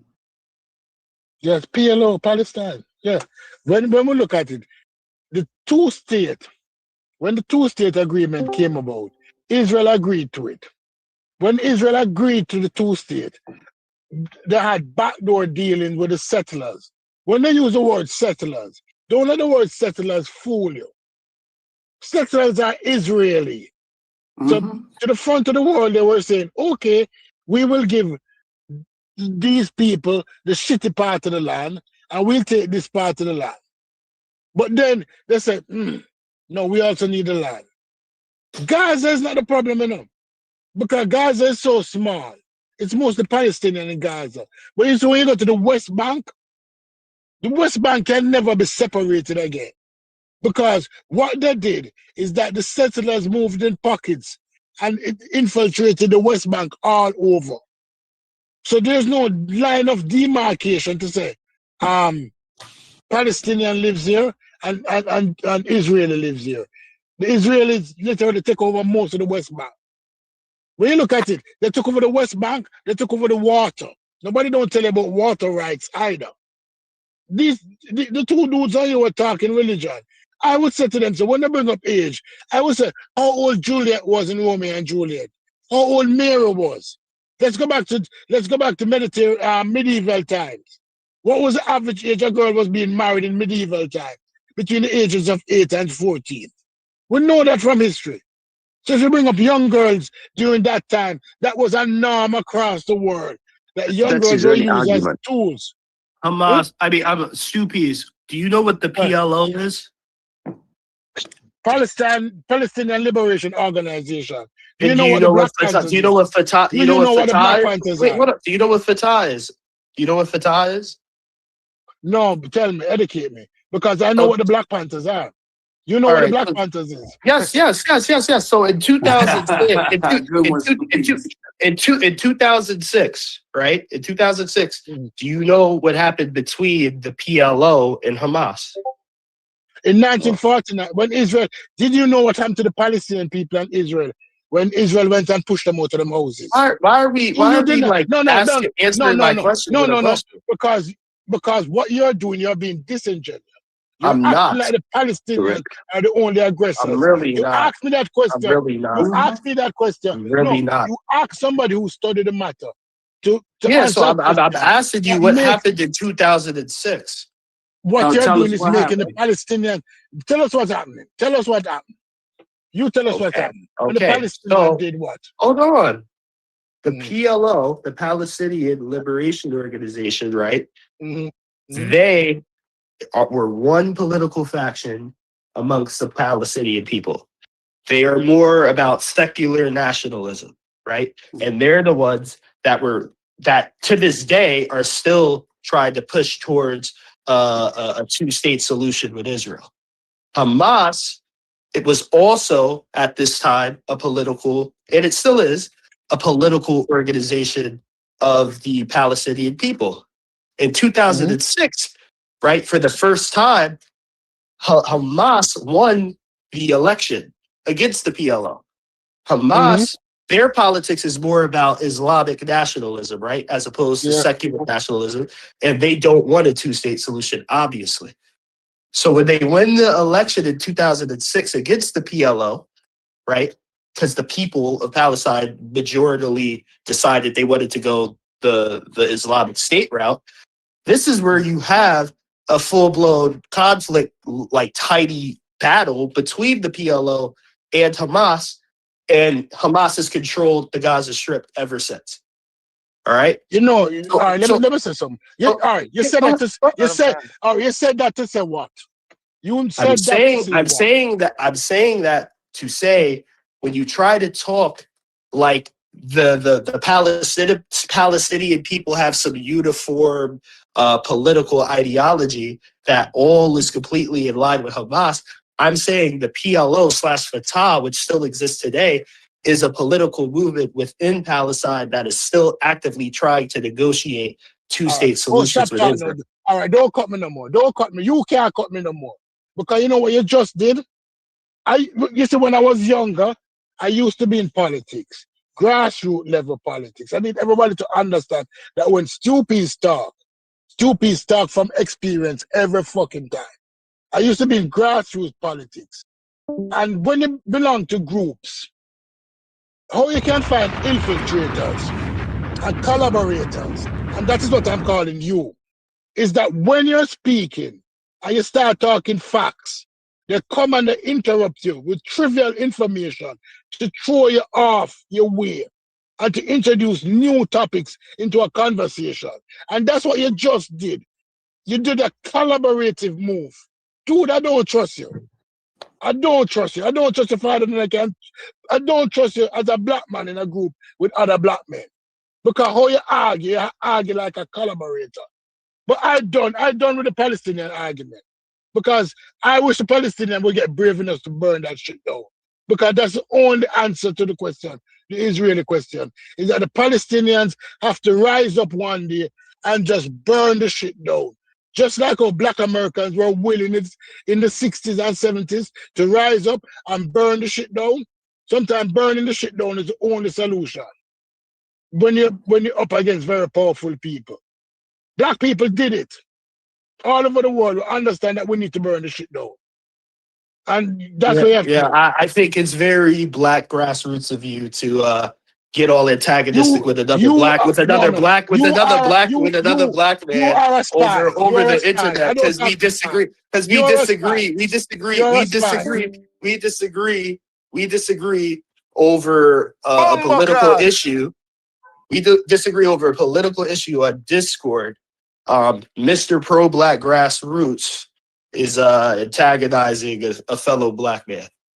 Someone that could be his son, probably. I mean, that makes perfect sense. So in other news, Let me say the one thing. Israeli government was involved in the assisting or empowering the Palestinian political and military organization Hamas at various points in history. This support continued during and in spite of active military hostiles between the two sides. So that should raise questions. Cuban, let me add to that, please. He gave a good point, like timeline with the dates and everything. But what you said is big. Israel is connected to Qatar. They allowed Qatar to fund Hamas in order to break up the PLO, so there would be no unity within the Palestinian groups. So then Israel used that. So they created the division, Later on, they kept the chaos going, and that's how we got to where we are today. So you got to see the full picture. So who supported Hamas with financially? Qatar. Who allowed them to bring in the money? Israel. Isada, could I ask you, when you say create tension between the PLO, at what point was the PLO not like pushing for a two-state solution? At what point was the PLO pushing for an Islamic State like Hamas is? Because from all of my assessment of the situation, the PLO as a political movement has always been secular and has always been working towards working and negotiating with Israel. And Hamas is the political party for Palestinians that have the opposite view of that. So at what point are you saying the PLO was thinking like Hamas thinks? I never said that. What I was trying to show is when the PLO would have been able to unify and work with Israel for the two-state solution, Israel does not want the two-state solution. So what they did was they allowed Hamas to get funding so they can take over at least one part of it, which creates division. The PLO would have the West Bank, Hamas would have the Gaza Strip, and then later on, you fight the one group while you're funding them in order to make sure there's no unity, and at the same time increase the settlements in the West Bank so that you can take over that land, and there's no way to split it, which Stupi's pointed out. So at the end of the day, your two-state solution is a talking point used by the West in order to keep saying that until they have enough settlements. So is the PLO? So is the Palestinian Liberation our organization? Are they the West? Is the PLO the West? They're in the West Bank. No, but I'm asking you: is the PLO, right, which is a Palestinian political movement and party, is that the West? I notice I'll make a point, and you'll come up with a random question that has nothing to do with the topic. You literally just said the West. You said the wait. I saw it. Like we're cool. You said that the West is pushing for a two-state solution. You also said the PLO has been pushing for a two-state solution. So then I'm asking you: are you suggesting that the PLO is the West? I never said that, but let me finish. Huh? This is recorded, right? You know what? I think you're trying to teach today. Go ahead. Yeah, this is recorded. All I needed to know. This is recorded. I'll make sure. But go ahead, I saw it.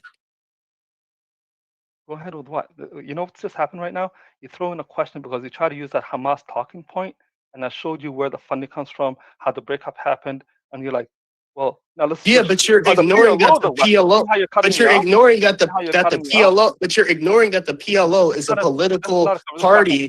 You're ignoring that the PLO is a political party. For the rest of the show. Go. Yeah, but why? Like, I don't know why when I point out facts, whether it's about the situation or the Quran or Hadith, why it becomes so like contentious. I'm saying factually, the PLO is a Palestinian political party, and factually, that political party is pro-secular nationalism, and they have actively been working with the Israeli government to come to some sort of negotiation or two-state solution. Those are facts. And I'm asking you, because I heard you say loud and clear, that's why I'm glad this is recorded, that the two-state solution is something that the West is pushing for. So once you say that, I have to ask you, are you calling the PLO, which is a Palestinian political party, the West? That's all I'm asking. Are they the West?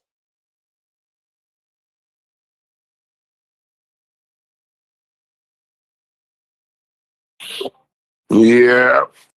I think that's run its course, maybe. Yeah. Brass, there's no point in me responding because every time. Yeah, we're just gonna be in a loop. But it is recorded if y'all want to look at it. I think it's a good conversation. I've seen this conversation with people that actually do policy go way worse than what we did it. I think we did it with a certain level of good discourse. So I can at least appreciate that and applaud the discourse. Do y'all have anything on the topic? I know the majority of everybody else is listening. Do y'all have anything on the conversation? Corey, you got anything? Chef, you got anything? Logic, any of the other people that's on mute, or do y'all have another conversation before I end the show? I'm getting a little sick of seeing Cuban get his head kicked in. Truist, by the way, I appreciate everything you brought. And if you ever don't want to, take on the entire Discord in the conversation, I will I'll definitely oblige you and see if we can move it to a conversation everybody could talk to. Anybody else? Everybody going once, everybody going twice. Y'all have a good evening. Hey, y'all got the chance to do the conversation. Huh? What? I said salam. Oh, You okay. did a great job, bro. I don't know what you say, brother. This was very difficult at times, man. Difficult to hear, difficult to kind of understand it, and kind of follow the conversation. It went all over the place really fast. You did a great job. I appreciate y'all. And shouts to you, Astro, for actually coming in here from the chat. Shouts to Egg Beast for being terrified to come in here and defend his stance. And shout out to Pure Black. I heard you just celebrated a birthday. So shout out to you, brother. Y'all have a good one. And peace to all y'all. Hold on.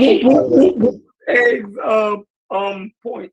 What was Egg's position? He said we carrying the white man's water. He was gonna come in here and show us how it's done, but he never really specified what the fuck he was talking about. He just talked shit and kind of. He kept saying the link was expired, even though it wasn't. He said that we're carrying the white Jews' water. Mm-hmm. Religion has nothing to do with the criminal colonial settlement of Israel. He called us all Jew defenders, and Jeffrey Epstein and his Talmudic white Jew friends, were they moral in 2026? Just a lot of stuff that I don't think he would have said had his mic been on. Yeah. How are the victims of the white European slave trade rooting for the white man to colonize other people? This is crazy. Yeah, And he no, I said that mean, this this is is a that's conversation. their business. Who gives the whites or America the right to determine how Arabs live? Yeah, no, this is a conversation I have a lot with my peers, my everyday life.